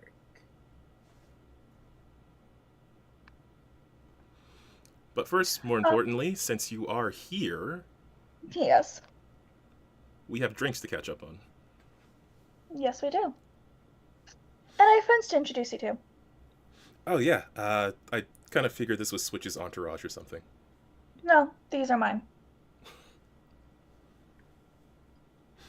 And then Anna will write Hey. down on a data slate, just like a hello, and just hold it up to all of you. They know the sign, don't worry. Yeah, Odie. Correction, Well, that one doesn't know sign, pointing to. I know a little.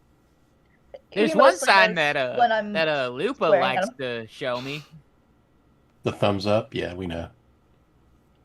Oh no, that's another finger that she likes to show me. Or they like to show me. I know that one.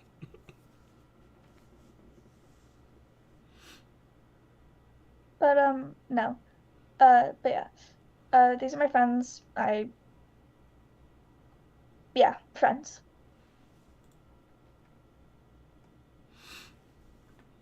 Oh, yeah. Man. Anna will sign out a greeting to each and every one of you. Good to meet you, Annabelle. They talk a lot about you in a lot of good ways.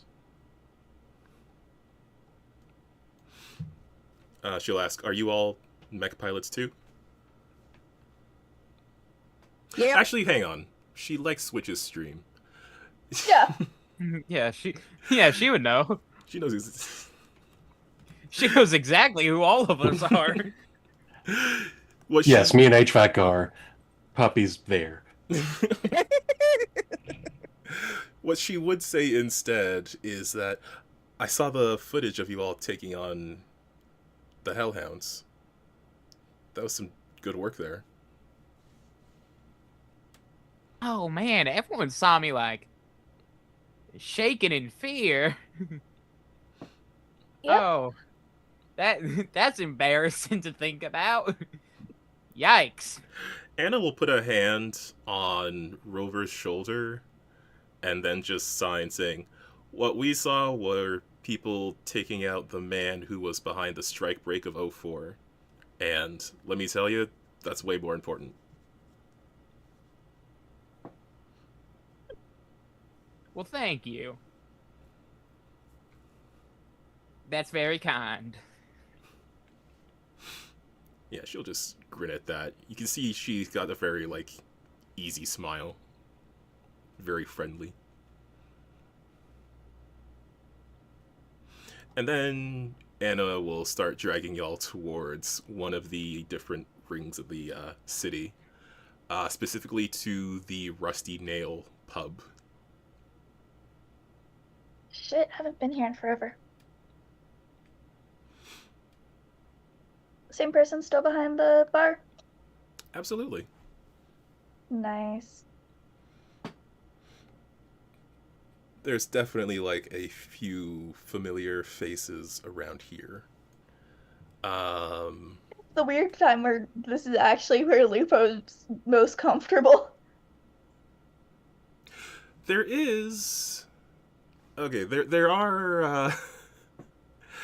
There are different decorations around the pub. There's, a dartboard with Roderick Steele's face on it. And there's a number of pictures of some notable visitors to this particular pub. Specifically regarding... So Lupo, I feel like, would know this. Lupo would know of a man named the Blacksmith, who is... Let me just open up my notes here, because that is here.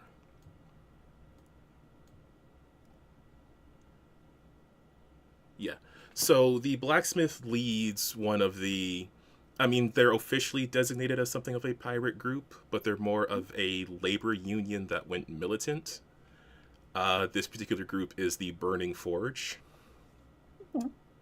And they are led by the Blacksmith.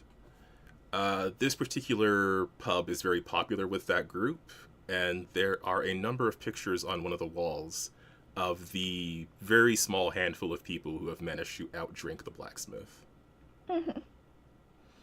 And I'm curious if you think Lupo would be on that list. Lupo's on the list. Okay. Lupo's on the list, sees them here, and goes, hold on, I need to reclaim my title again.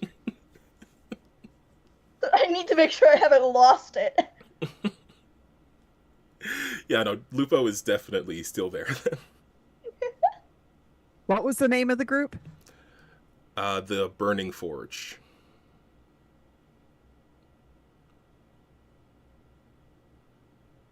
Hey, wait, you want me to watch your six this time so you don't get sucker punched again? Have a drink, puppy. Yes, but have a drink. I think I'm good with just like water right now.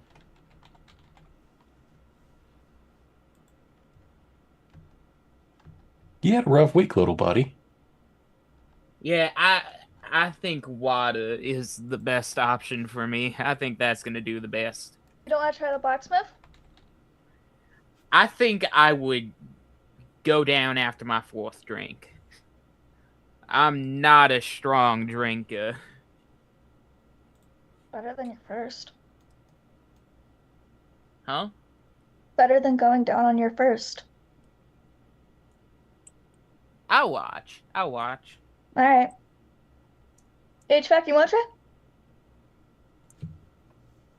I don't.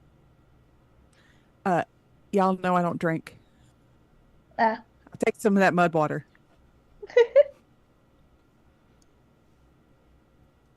I don't know if I can talk weight into it.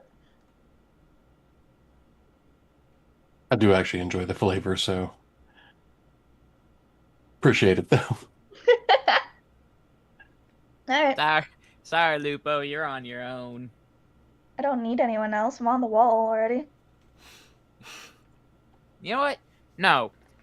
I think I deserve some fun. I'll try my best. Let's do this. Most emotion you've gotten out of Lupo, by the way.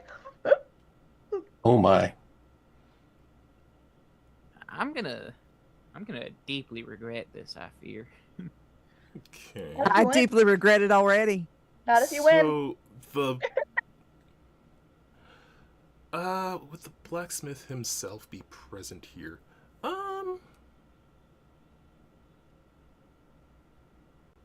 You Let know, him be. It makes for content, Calvin. It makes for it really content. does. It feels more interesting if he is. And frankly, once news gets around that the crew that killed the Hound of Hell is here, Oh, yeah. the blacksmith will make a physical appearance. I don't have him in your NPC notes Of course. because, you know, reasons. Because we weren't supposed to be here today. Sorry. I like my friend. No, it's totally cool. I actually genuinely love that you're here.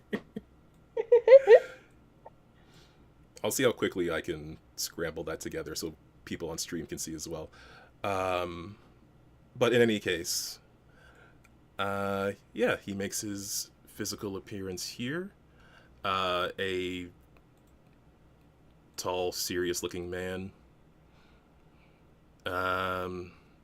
Not many people really know what his actual name is or his old name. They just know him as the blacksmith. Yeah. Makes sense. You gotta have an aura around you. Indeed.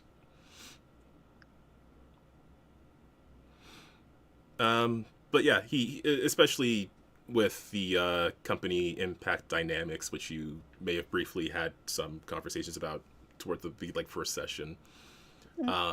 His goals are mostly about maybe taking some extremist turns for the sake of the proletariat, I guess, however you want to word it. Yeah. Does he want to seize the means of production? Yeah. Yeah. That puppy can't say hello. half those words. Hello, Mr. Blacksmith, sir. I feel a little awestruck. He will just say, I should be saying the same about all of you. You've done impressive work for the system. I Just feel, a little salute from Lupo, like, eh. I feel like I should give the credit to my buddy Wade. He pulled the trigger. We pulled the trigger. It was all of us. It was a group effort to even get to the point where the trigger worked. Anyways, who's ready to watch me fail this challenge?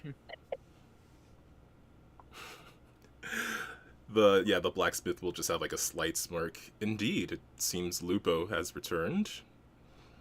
Are you here for another round of our competition? Have to make sure I can still keep up. Friend wants to try too. Well, let's see if you're just as impressive outside of your mech. Come on, Poppy, make us proud. Alright, do you have like a skill trigger that you can roll for this? None. Nada. I Zero don't zilch. know what would make sense. So, Hey- since Hey, you... Lupo, Yeah. why are dangerous people always flirting with you? Because I always flirt with the dangerous people. Alright. I think Because Lupo's entire thing is looking at the biggest guy in the bar and going, hold on, let me make an example of him so that everyone else knows what I'm about. And that's the type of energy that gets you only hit on by dangerous people. Hey, HVAC. I'll put a new spanner on Puppy to win this. don't put that pressure on me. You're on. You're on. No, you're on.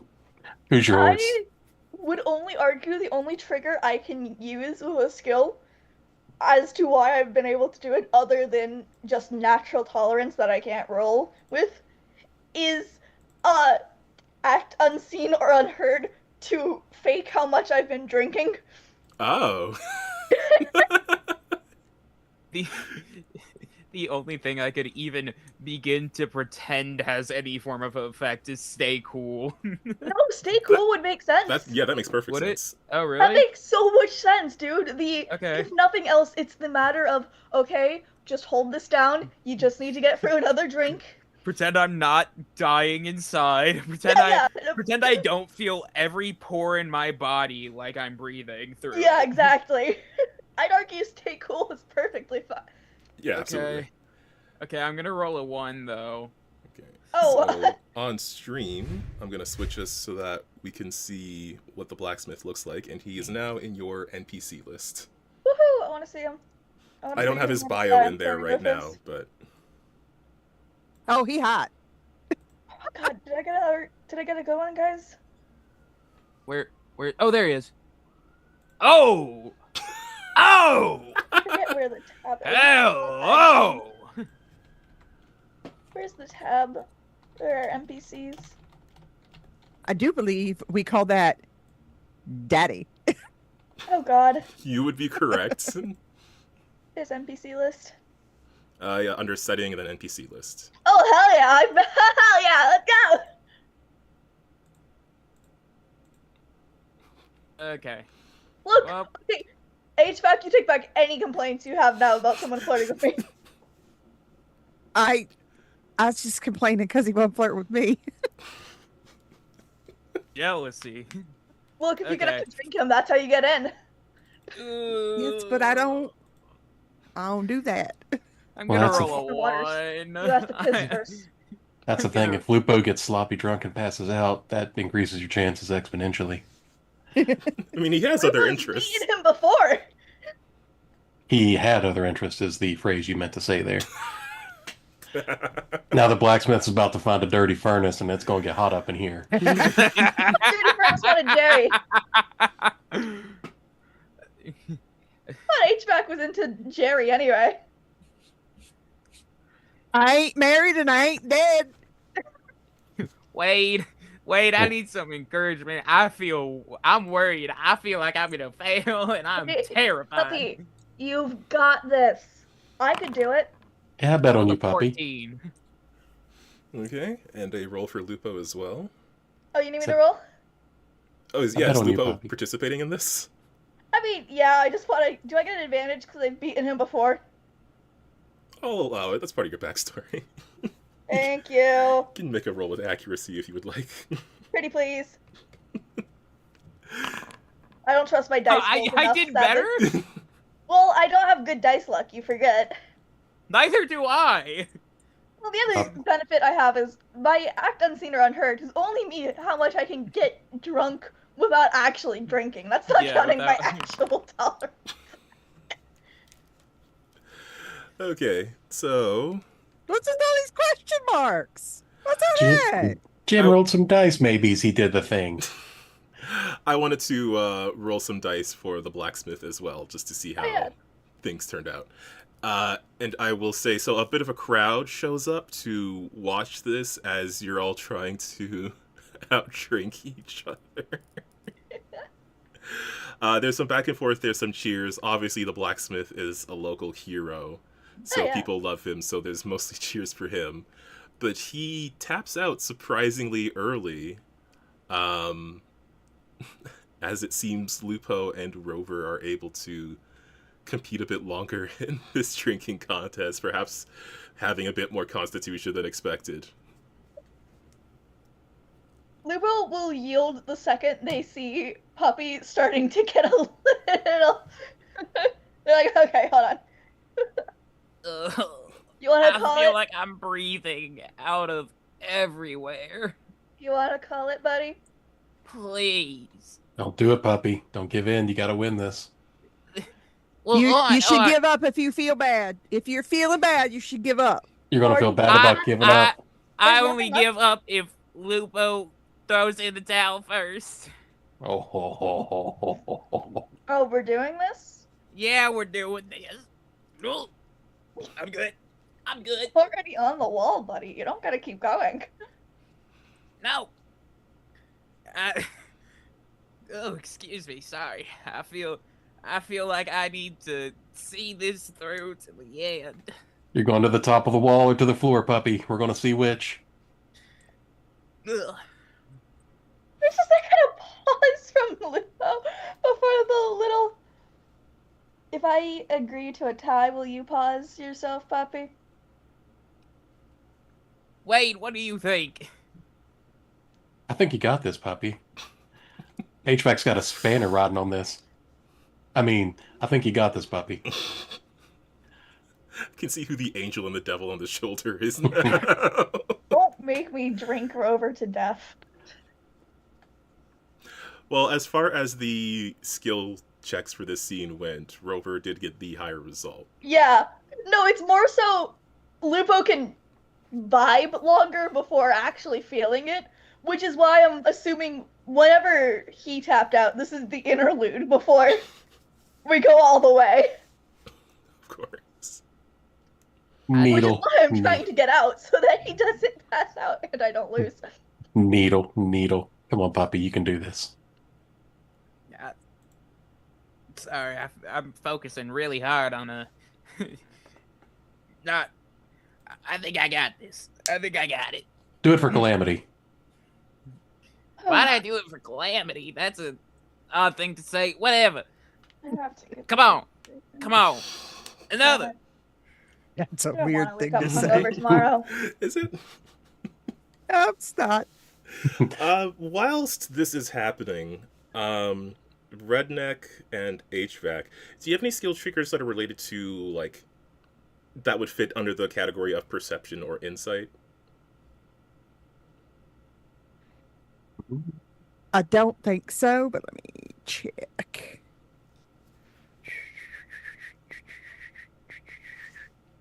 Stay cool and survive are the only ones that really apply. No, I can punch people. I can make stuff. I can fix stuff. I can take a grit roll then. Your sheets might not be updated, but your grit should be +1. So if you need to manually add that in. 15, maybe. No, be 13 because I did a D6, keep one, not Oh, I see. plus Okay. 1. So yeah, 13.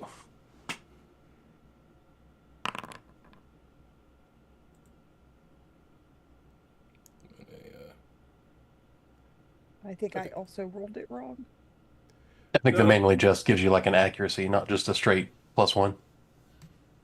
Yeah, there should be a thing to add a +1 on a check, but that is fine for the results right now. Because you both are able to sort of pick up on the blacksmith is. He seems more like he's taking a measure of Lupo and Rover in this moment. Certainly, like, having this competitive scene, he will participate in it. He's not going to back down immediately. But his priority more seems to be, like, again, testing Lupo and Rover's limits, more keeping an eye on them, observing how they react to this situation, more so than caring about this competition. Yeah.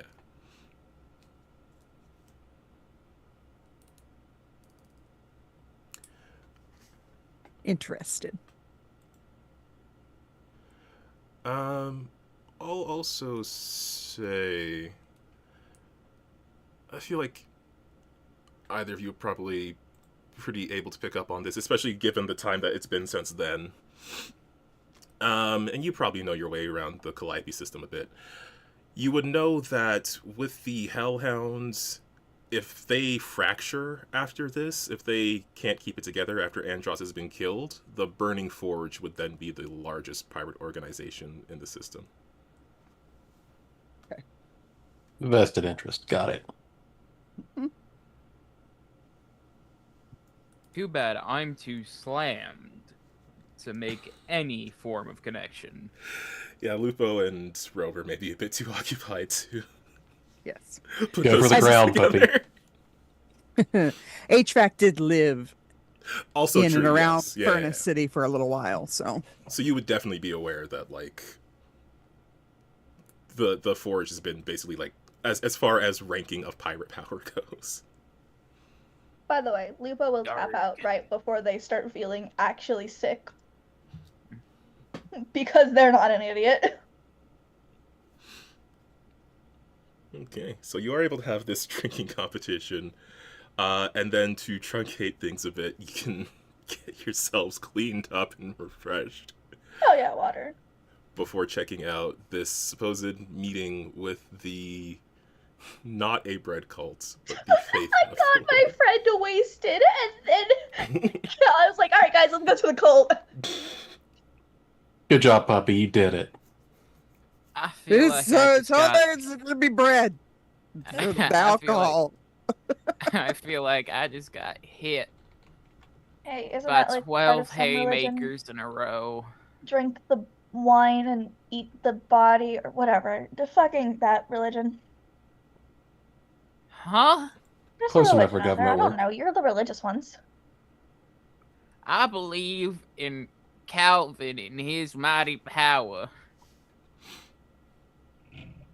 I have no idea what you're talking about. I don't believe in anything, so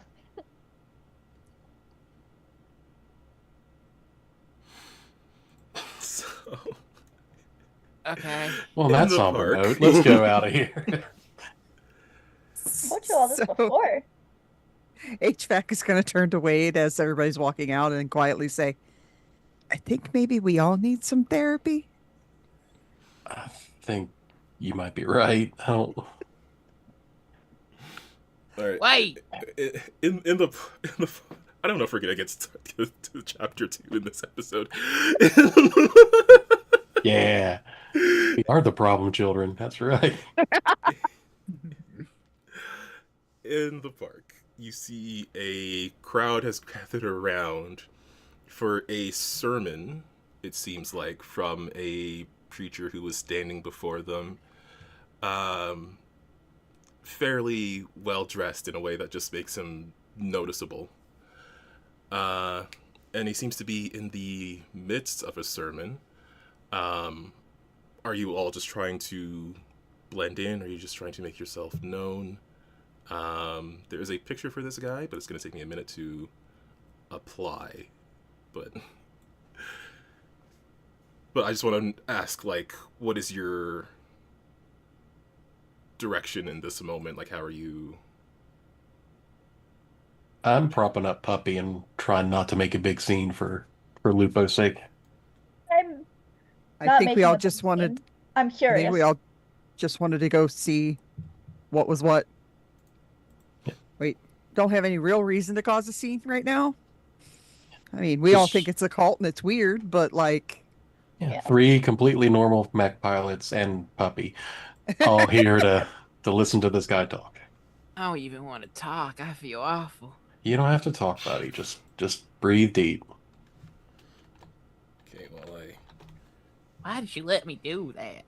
Because you won, and see, you thought you couldn't do it, but you did. You overcame.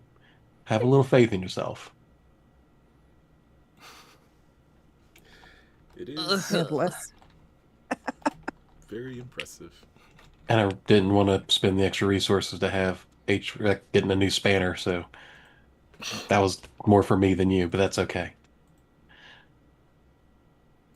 Yeah, so he admits it. And to be fair, she's won more than I have, so it's nice to get a win back in the column. Fair enough. Okay, so thank you for the flim flam. Oh, So we can flim flam all night. you hear his voice sort of continuing as you approach, and he seems to be in the middle of a sermon saying, "We see the freighters pass us by, siblings. They are immense. At a mile's distance above the surface of the world, they would turn the whole sky of this city tonight. Their cargo bays are cavernous, large enough to fit a district of this city inside, and each one of them packed with the lucre of an entire civilization. And they pass us by. They pass us by as if we're not here at all. We see the names inscribed on their hulls. IPSN, Harrison Armory, SSC, the House of Stone, and we know that with just a wave of their hand, they could end so much suffering. They could donate a tiny fraction of what they have. They would not even notice it was gone. And yet, even this patronizing act of charity is too much for them. They who deal in sums of money so vast the human mind cannot even express them.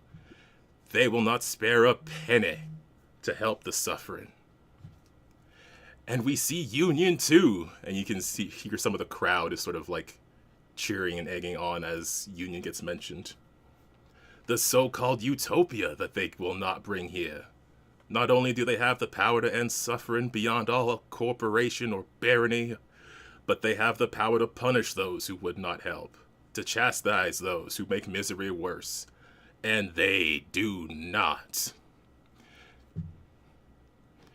And he sort of continues gesturing upwards towards the satellite station of the company Impact Dynamics, saying, "Workers pale and dying of radiation sickness." You'll see it. Sorry. He says, "I've seen much pain, children. Starving in the streets, the trembling hands of workers, pale and dying of radiation sickness, while a vendor sells curatives down the hall. And now Roderick Steele looms over us, gloating in his own wealth. But there is a reckoning coming. There's a spark lit in the empty bellies of the starving and the tired eyes of the overworked. We are the flame, children, and we shall rise from the ashes." And there's sort of a great cheer among the crowd as he crescendos into this.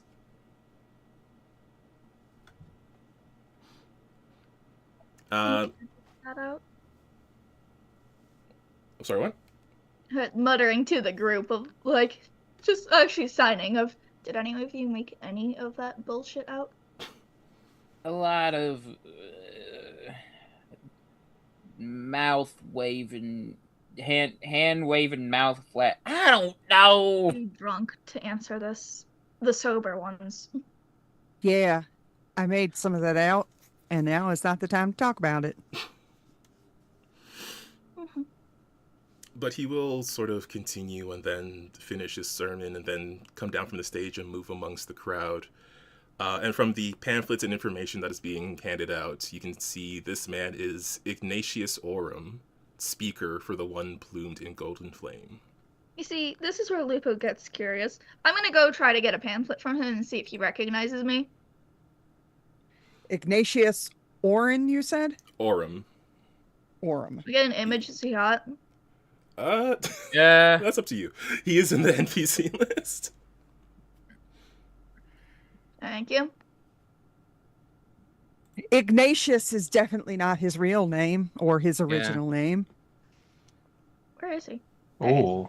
A little freaky looking. It's loading slow. Oh. Huh. I mean.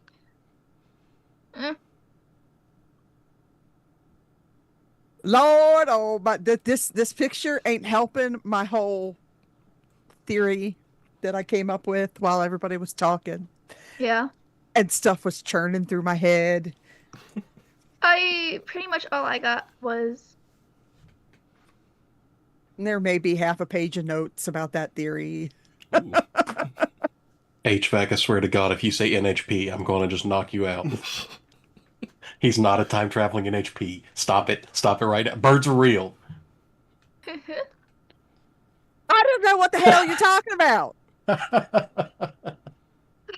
What That- I really gathered was they really like to preach about how everyone has money they wouldn't notice, but wearing that much gold doesn't make me trust. But no, I'm gonna go Donate try to to me get a so pamphlet I from can him. help free you from your destitution. But is he? That's something that I'd like to observe. Is he? Are they taking donations? Is there a basket or whatnot, Uh, or a big Pope hat that people are putting They're funds passing around into? They Dropping are they stuff in. dropping coins in his big candlestick? Is that why is that why it kind of looks like a bowl? They uh, drop money in it. Not so much. I mean, it's clear that this group isn't like without resources. But it seems that what they're more focused on is bringing in as many believers as they can with this very fiery rhetoric that's even more, perhaps comes on a bit stronger than what you may have heard before or seen in the pamphlets before. What was his official title? The The speaker for the one plumed in golden flame. Speaker Yeah, for yeah, yeah. the one plumed in golden flame. These long titles. yeah. But It's seeing him up red, close as he yeah, moves we- through the crowd, the way he moves, there's maybe a sense that he had been badly injured in the past. You can certainly notice that there is extensive cybernetics on his body. His skin is covered with lines that look like cracks in shattered pottery that have been filled with gold. He wears Yes. a crimson robe and a mask that obscures his face, as you can see in the picture.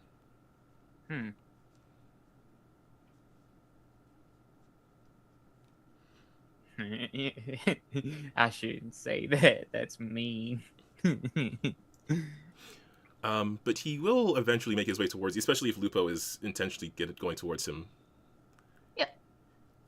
He will certainly recognize you all unless you are trying to avoid his eyes. I don't know. Then he will Oh. excitedly say, "Welcome to all of you, the heroes of the hour. I saw the stream. Yeah. And I must say, you've done quite a good service. We try. Are you interested in hearing more of our word and becoming part of our faith? We'd be very happy to have you. I'm not the faithful type, but I am curious. If you have questions, ask away. Yeah. What's your end goal? End goal? Well, very soon, very soon, I believe, the One will arrive and bring an end to the indignities of this universe. But while this universe still exists, our beliefs demand that we not stand idly by and let the innocent suffer. So my end goal, such as there is one, is to do good in this world while it's still here. Why do you need a faith for that? It's not necessarily a matter of needing the faith. I simply have it. So are you doing good because you want to, or are you doing good because you think the end's coming? Is really my question. And he will smile a bit at that as if this is a question he has heard before. We do good because we can. And we will be rewarded for it, and that is most fortunate to see. But in the end, while we're here, we do what we can do for others. You're from Hell's Gate, yes? As I understand, there's a similar philosophy there. I don't expect to be rewarded for what I do. And yet you will be. And what if there is no reward? Would you still do it if you knew that there was nothing to gain? If this cycle did not exist, if there was not a better universe waiting at the end, I would. I've seen what the universe can do to people, and I'd rather not be part of propagating it.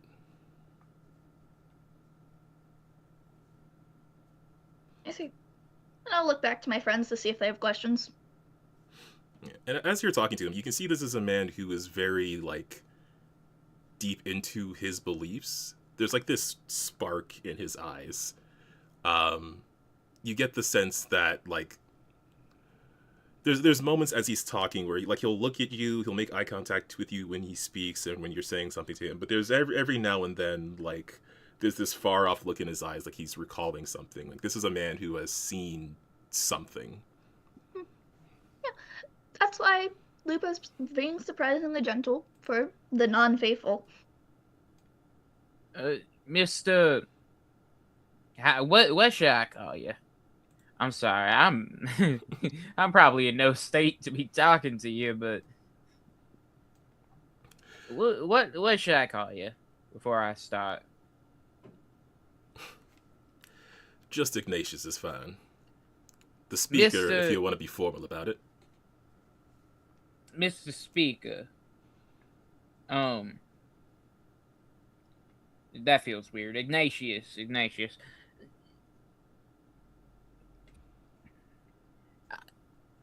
Do you ever feel tested at times?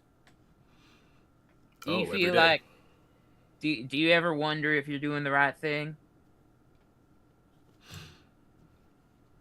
I feel tested in other ways, but no, I've not questioned my actions.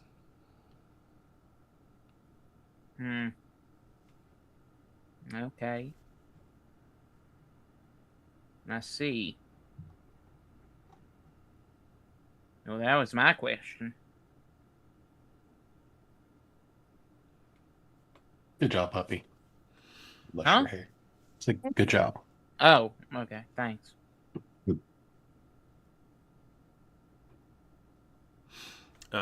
During this time, you can see Anna. She has been sort of floating around you guys, but she also Oh yeah, you can see her greeting some of her family members that she spotted in the crowd. yeah. I heard there was bread. Where's the bread? I'm sorry. That was rude. That was incredibly rude of me. Ignatius will actually smile at that and sort of gesture towards the podium where he was standing, where more members of the faith are, and he'll just say, "Just follow your nose. It's right over there." Where did she get bread? We have means and resources. How though? We have an entire station to feed, and we can barely even get something edible. Well, unfortunately, it's not as much volume as would be needed to feed an entire station. Fair enough. I'm a little curious about this one. Yes, of course. What is it and how did you find it?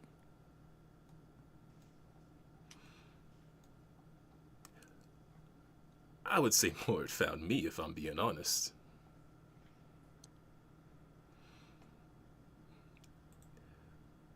And he will how to sum this up in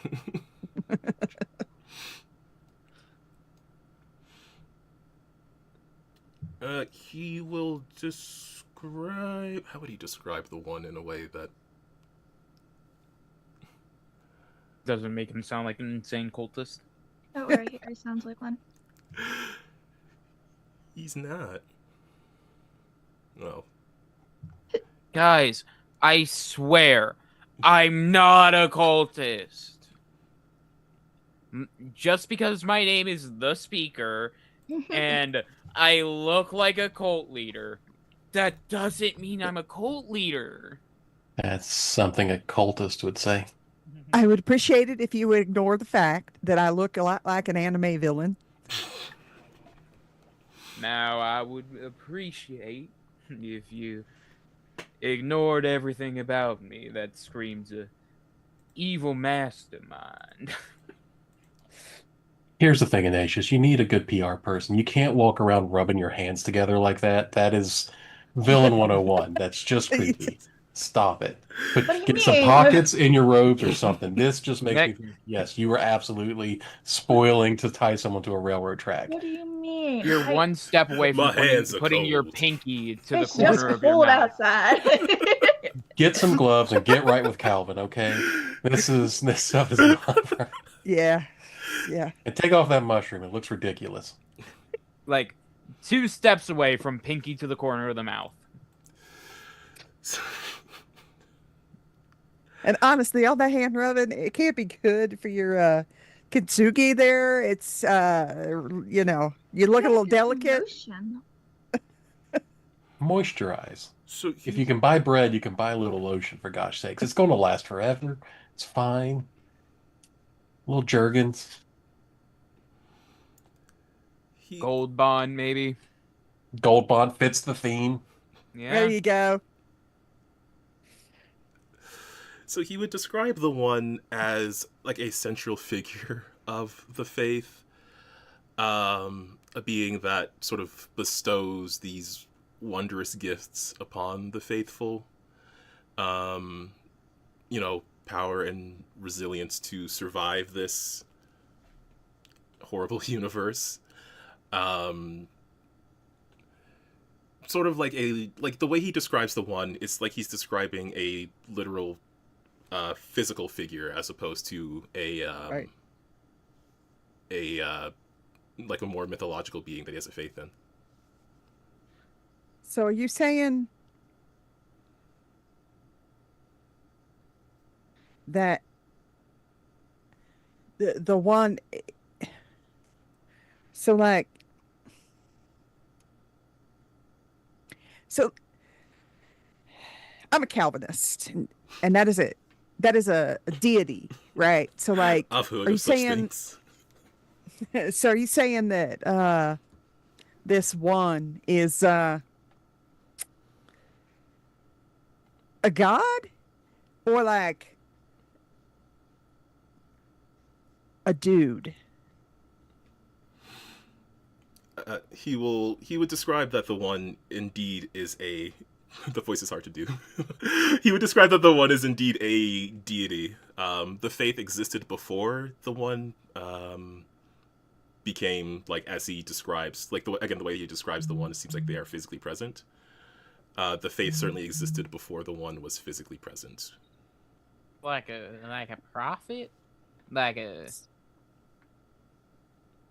a figure that you relate to the faith but you don't directly worship, or someone that you uplift as part of said faith? He would certainly say that there were prophets that existed before, ones that sort of were the core of this belief. But the one is more than that. The one is more like a deity. So the one is a deity, but you're also kind of making it sound like they are also a physical presence at this time. Indeed they are. They present themselves to their most faithful. And so I assume you have met the one. I have had the honor. Sorry, I was about to laugh if you said no. That's the strangest thing. He's, That's the crazy thing. I actually haven't. yeah, guys, I just got here. No, he says, I did hear a voice coming from the void that resonated with the righteous fury of the universe. I hope one Usually- day that you're able to see the one as I see them. Usually, when I hear voices from space, I think I just caught some old, like, radio signal, or maybe I spent too long in my mech. Not deity. I assure you, it's no mere radio signal.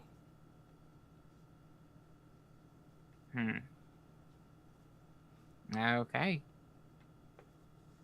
All right, well, we do appreciate your time. You've given us a lot of food for the noggin and food for the idiot.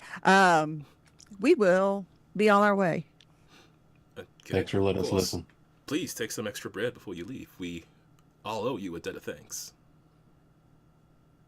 We'll just take our fair share. And he will. You know what'd be real neat? If they What's that? sliced it beforehand. Sliced bread. Now That truly would be a wonder of the world. I feel like that'd be rough though. Making it and then slicing it and then dispersing, it'd get lost. Yeah, but think of it, Wonder Bread. Should have I never. love how it's nonsensical to. I should have never fucking told you all about the Wonder Bread person. No, because you know what's gonna suck? Now that I told you all about the Wonder Bread person, and we keep referencing it, and I've mentioned it, my dad's gonna rewatch this later, and he's gonna come to me, and he's gonna be like, so what do you mean about the Wonder Bread person? And I'm gonna have to explain to my dad the Wonder Bread. Okay, That that's is worth the it. wonders of bread. So There you That go. makes it worth it. And when my dad eventually asks me about it, I'm going to report back to how awkward that conversation went. I almost immediately, like, the second I heard that, went into tears. All right. Oh. So, is there anything else you would like to do within Furnace City? I'm gonna go do I'm gonna do a little shopping, Oh yeah. and I'm gonna do this on my own. I'm gonna sneak off alone. Are you looking Buy for some anything specific or? scandalous. I am, in fact, looking for 2 specific things. I will send you in the Discord. Oakley. Dokely. So for what it's worth, Lupo, just gonna say, where the hell did HVAC go? Anyway, What did you say? well, I got distracted. Now I know how Puppy feels. HVAC will be fine. I might be more worried about your friends now. Yeah, same. Okay. Trust I don't know me. how you deal with a cult, but that's not. Carefully. Yeah. Look. Dead stuff keeps getting I- stuck to the roof. of And my just mouth. kind of look to make sure that HVAC isn't nearby, and the other guy who's wasted probably won't remember this conversation in the morning. That's fair. And yes, I made sure we were away. Like this comment is not happening anywhere near Ignatius. I keep mentioning I'm not a religious person. No shame to those who are. I just think there's too much that doesn't make sense on humanity to chop it up to any one being made it, or any being. I don't worry about that as much, but No, but from that's what he I'm was from what he was saying, he's making himself a little bitty militia. Like he's saying. Yeah, no. pointing fingers and riling people up. I'm all for a belief that brings people together. You rely on those next to you. But, Case in point, and Piggy holds up the drunk puppy. no, but it's dangerous yeah. when You're blaming everybody else and pointing fingers. exactly. The anger of a group is much stronger than the vindication of one. That's Yeah, right, you're puppy. not Here's some more making bread. those Yeah, comments. yeah, just bread. Yeah, eat more bread. It'll sober you up. Keeps getting stuck to the roof of my mouth. It just Chew. just chew a more. loaf in the mouth. You You don't get the heal. That's mine. That's my favorite part. No. All right. Well, we'll think on this, but No, just seeing if you saw it like I did. as much as the whole faith thing has never made sense to me, there's a difference between having a faith as a way to explain the unknown and find community, and having a faith to take down those you don't agree with. Ain't that a bit isolating when you point the fingers at everyone but yourselves? It's more so dangerous. You're starting the leopards eating faces club. Like, yeah, you can put leopards out on the street that eat people's faces, but eventually they're gonna come to you once they've eaten your enemies. When people are hungry, people get desperate. When people get desperate, they look for somewhere to point the blame that isn't them. A faceless corporation that can't fight back is an easy target. And I'm not saying that some of these corporations have not done some probably terrible things, but by the same token, saying it's their fault instead of saying, let's figure out how to make this work is two different sides of that coin. I repeat, I find most faiths bullshit, but there's a difference between I don't believe in what you're talking about and what you're talking about is harmful. Fair enough. So we'll do some thinking on this, but But I also Just- thought I should clarify that before you guys start thinking I'm crazy when I say I don't believe in anything. I'm not going to tell you to believe in something or not. I'm just going to tell you if I see something that worries me, and that worries me. Oh yeah, no, it does too. But I mean, Just Yeah, like actually, somebody saying one they're not afraid better. of death, and I'll pick up Puppy's head. Look, Huh? yes, you. What? Main thing Sorry, I believe in- you lost me for a moment. I know, it's okay. Main thing I believe in is my own strength and skills and the people I choose to keep by me. Thank you. Not you. Oh. You just worry me. What happened to Signal? We're not Signal. Switch. Switch. Uh, Off Well, him and Anna were talking like really kind of chummy, and they walked off somewhere. I don't know where they got off to. Switch went to a Don't say fan got meet. off. Unexpected fan meetup at a As I say, different Switch club. probably has a fan club going. Please don't suggest that Switch and my best friend are off somewhere together. I did not agree to set this couple up. And I don't- yeah, you did. You brought him here, and you I don't- introduced him. I don't know if Switch would. Not with a fan. At least not with That's someone he like- meets, like, or they meet, like, first as a fan. No, they'd have to meet another streamer because then they can, combine channels and get better views. Ooh, that's. Look, Switch and Signal. OTP. Okay, wait, that's actually really funny. It's horrible, There but should it's maybe funny. be switching the channel. Well, let's find you a bed, Puppy. Come on, buddy. This I is mean- happening in character, by the way. I need very cold water right on my face. Yeah, I can do that. Just walking up to get another loaf of bread. Like, hey, do you guys have water? Yeah, they definitely have water. Do So you guys have water? Thanks. There's a right in Puppy's face. with all of that, and with HVAC's very successful and very exciting shopping trip, the question of the day makes no sense now because we didn't get to. I mean, Because you we know, didn't take a vacation. this was downtime. Yeah, I guess. Somebody got some vent time. I don't know. Is there anything else you would like to do in Furnace City before you leave? Do you want to? I don't know if you need to have a conversation with Anna, or I mean, I'm gonna go talk to her again, but probably nothing serious. Two people technically got different types of vent time. I will swing by, check on my dad, make sure he didn't go crazy yet. Oh, Sorry, yes. you just started saying swing by to check on and I was like, please leave the poor pirate man alone.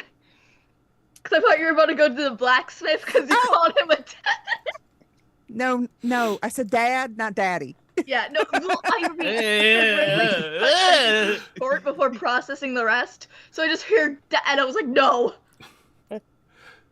That is a whole, yeah, that's actually a whole conversation unto itself. Yes, you can certainly find your father living within Furnace City. Are you going to call him ahead of time before going there, or? Hell no. Of course. I want to know what he's up to. Can I come too? I want to meet. I want Hell meet no. Come on, HVAC, introduce Puppy to your dad. Absolutely not. You know what? The 3 people that you helped you murder a guy, meeting your father. I'm impressed you talked HVAC out of that even more so than was already hell no. Good job, Puppy.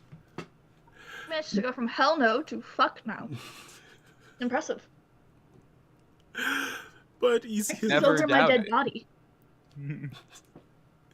you are able to locate your father, whose face will now be on screen on stream.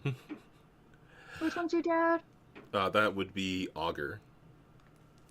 The code name is Augur as a mech pilot. Alright. Ask if he's in the bread cult. He has sort of a humble apartment in the city.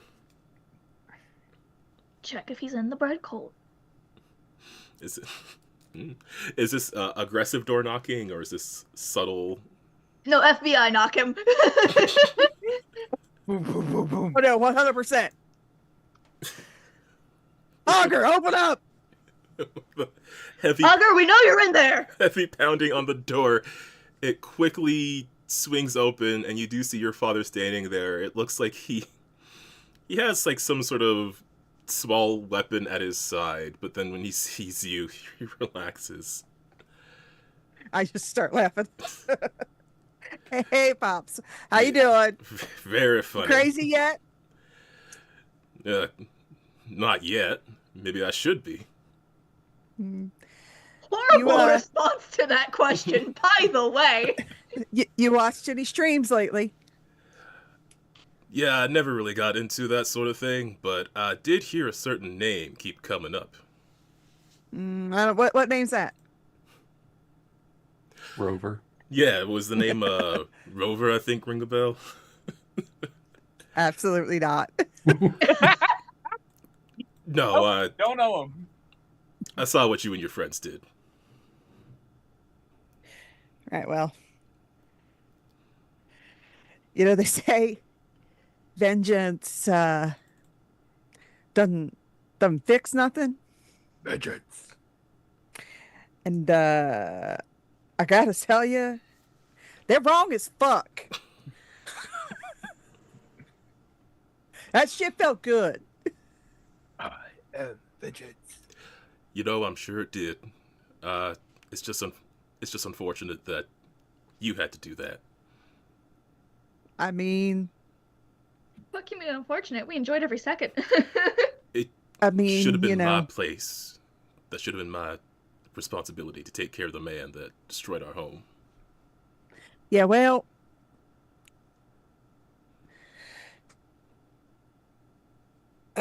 that's not how it happened. So,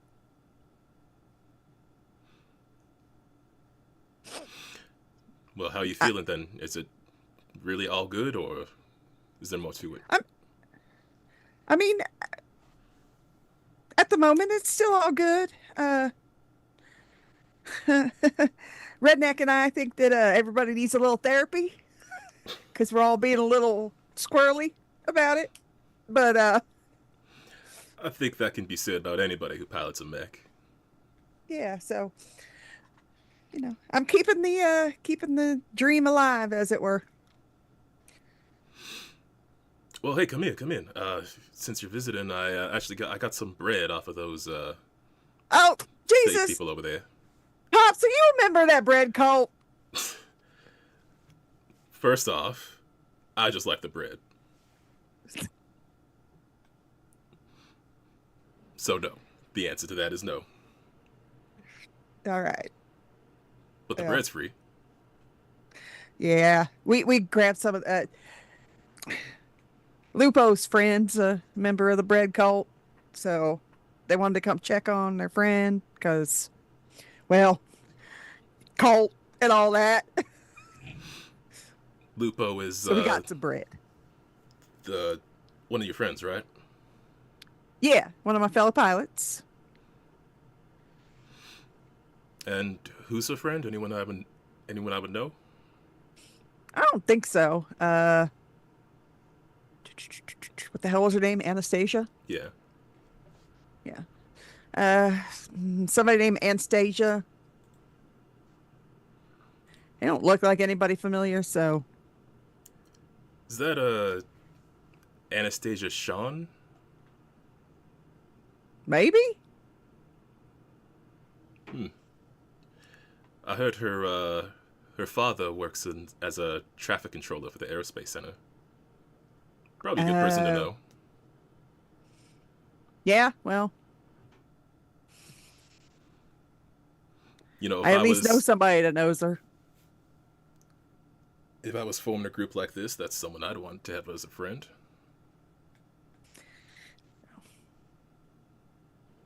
Good to know.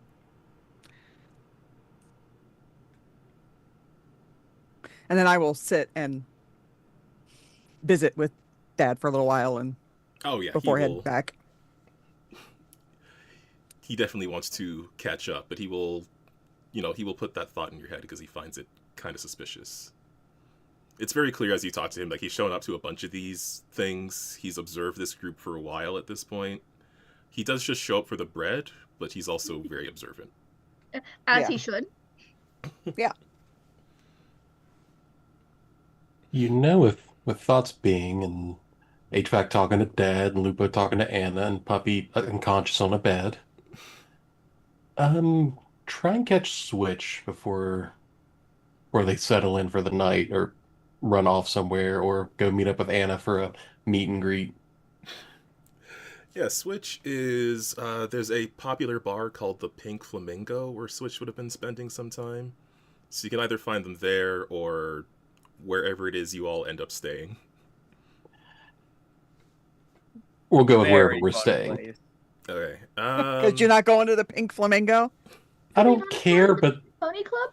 this is also not a I want to talk around in public kind of conversation, so maybe after. How about that? I feel like between the resources of Switch and Anna, you can find a comfortable place to spend a few nights. That's fine. Anna invited me. We're getting a good place, man. Hey, Switch. Knocking on the door. It's probably later in the day, so Switch is a little exhausted, but opens the door just like, hey, what's up? One switch. Want to Yeah, talk to you.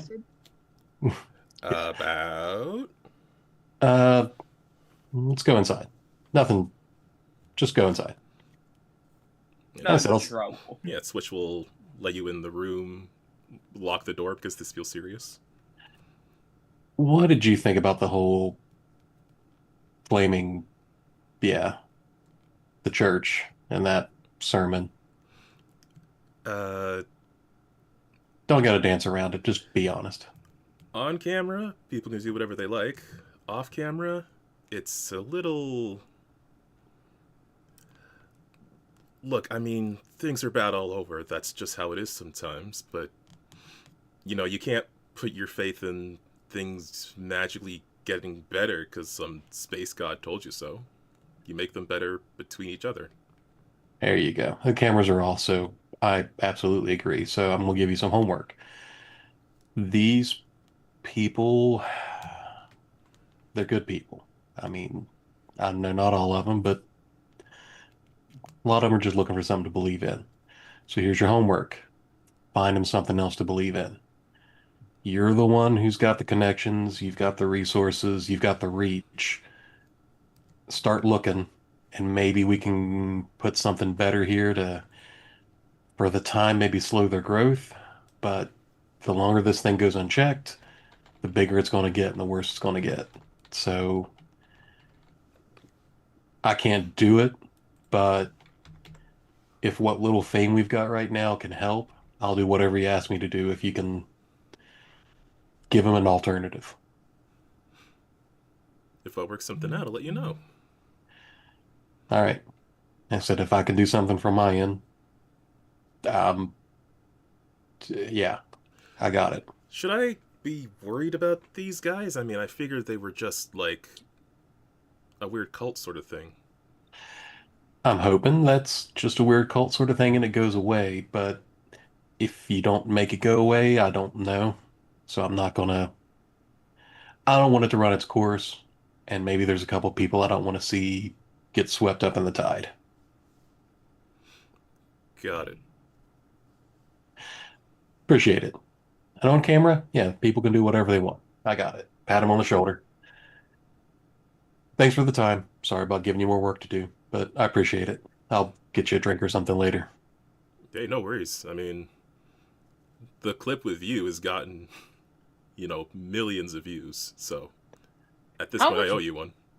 Yeah, how much bank is Switch making off of our off of the footage of our So escapade? much. Like Yeah. that's gotta mean- be like the #1 viral clip. In You got to the... consider the clip farmers as well. It's, Yeah.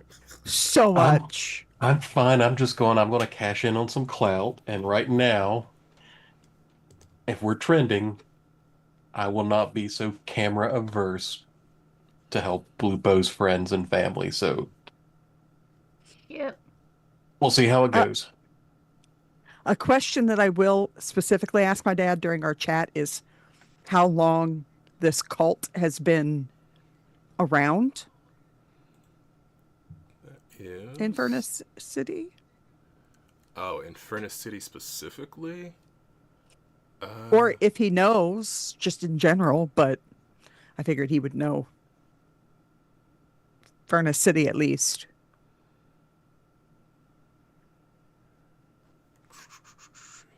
Yeah, I'm trying to find where the specific timeline of that would be. I guess he would say that the faith, as they call it, has been around for a while, but it's only in the last couple of years that it's gotten a bit more energetic in its rhetoric, more fiery.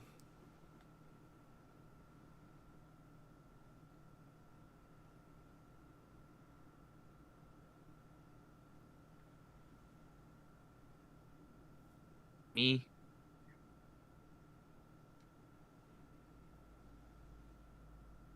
What's that, Milo? Hmm? Oh, all I heard you say was me. Oh, I said a little more golden flamey. Yeah.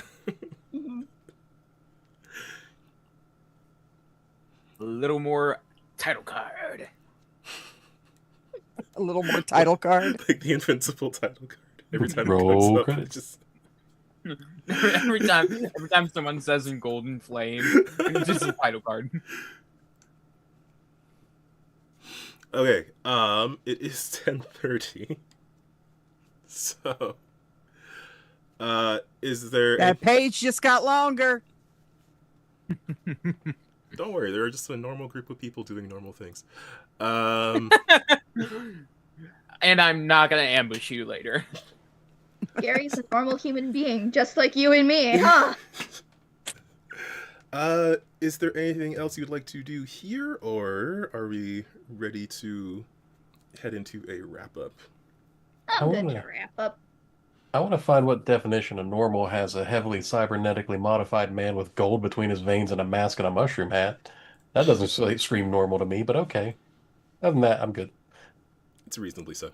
Wrap me up and call me a Euro, because I'm ready.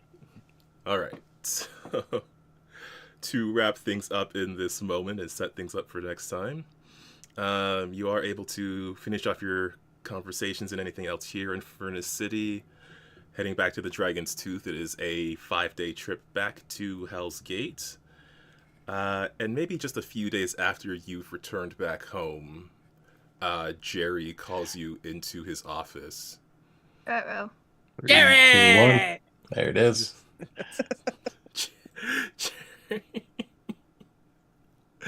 And when you enter the room, you notice that you all and Jerry aren't the only occupants.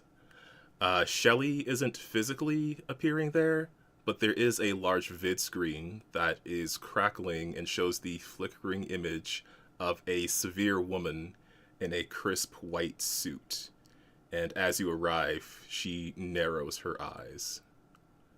And that's where we're going to end for now.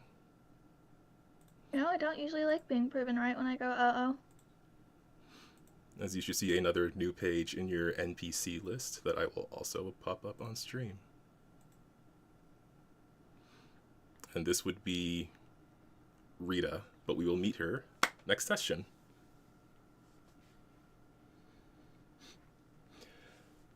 And that's gonna be it for now. Things took a turn. We didn't do at all what I thought we would do. Instead, we Welcome! went to a thing that I brought a character from and referenced, and then I had to do a chapter at a time. But it's cool because we got to meet Ignatius, who is a very interesting character that I hope we get to see more of. Nah, he seems like a one-off. We actually aren't going to meet Ignatius again until we're killing him. My planet needs me. So, I'm going to pass it to the players to do their goodbyes and stuff. Real quick news around the network. Guardians of Haven is off tomorrow, but hopefully back next week with the finale of the Guardians of Haven story, which I'm very emotional about. Thursday, Birds of a Feather continues with a new episode, as well as another episode of Titan City Serials. I don't know if the new series is starting this week or next week. I think it's the last episode of the current camp series this week. Yep. And then next week, Monday, more office hours with Alex. I believe going back to Fallout and doing some solo RPG stuff. And then next Tuesday, we will actually start the next arc of this story with this very cool woman who is currently looming from a video screen over the office. But that's about it, so I'm going to pass it to the players, and I am going to start with Tegan. Oh! I've been Tegan. I played Milo Braun. I am not on any other platform, and once you stop thinking of me here, I will disappear. I'm gonna throw it at Wiki to be mean. I'm not sure how that's mean. I'm Wiki. I have been HVAC and, in the no name of the moose, the maple, and the holy mountie, may Calvin be with you. Jemmy. I've been Jemmy. I'm the one who makes sure Tegan keeps existing even when we disappear. Take care. I love you all. Sorry about my reflection on religion here, but we love you all. Take care. Do what you need to do, and that's all I got. Partner in crime. Deuce. Hey, that's me. Thank you so much for watching, however you do. Those watching live, always love having you here. And just for fun, thank you, Desmond, Doc, Paradox, Krillin, Miss Violet. All you wonderful people, love having you chagging along and sharing in my love of bread. If you like what we do, leave us a comment. Tell us what we did well, what we did poorly, or what you would do instead. And it is 2026, which means that's right. We're still learning new facts about this day in history. And today, in the year 1930, the USS Constitution was set afloat as a national shrine. That's right. Old Ironsides was set free. And there's now a little tribute to a bygone day. A little bit of fun stuff for you about a ship going away into the black void and nothingness. Has no relevance to this campaign whatsoever. So, hey. So with that, we'll go to our number one preacher, the first speaker of Calvinism, Cal. May Gundam be with you. Thank you for watching, all our followers on the. Okay, I can't do it. No, come on, Calvin. Oh, I think you can. We'll see you next week for another episode of Lancer. Woo! Maple syrup. Good night, everybody. And we're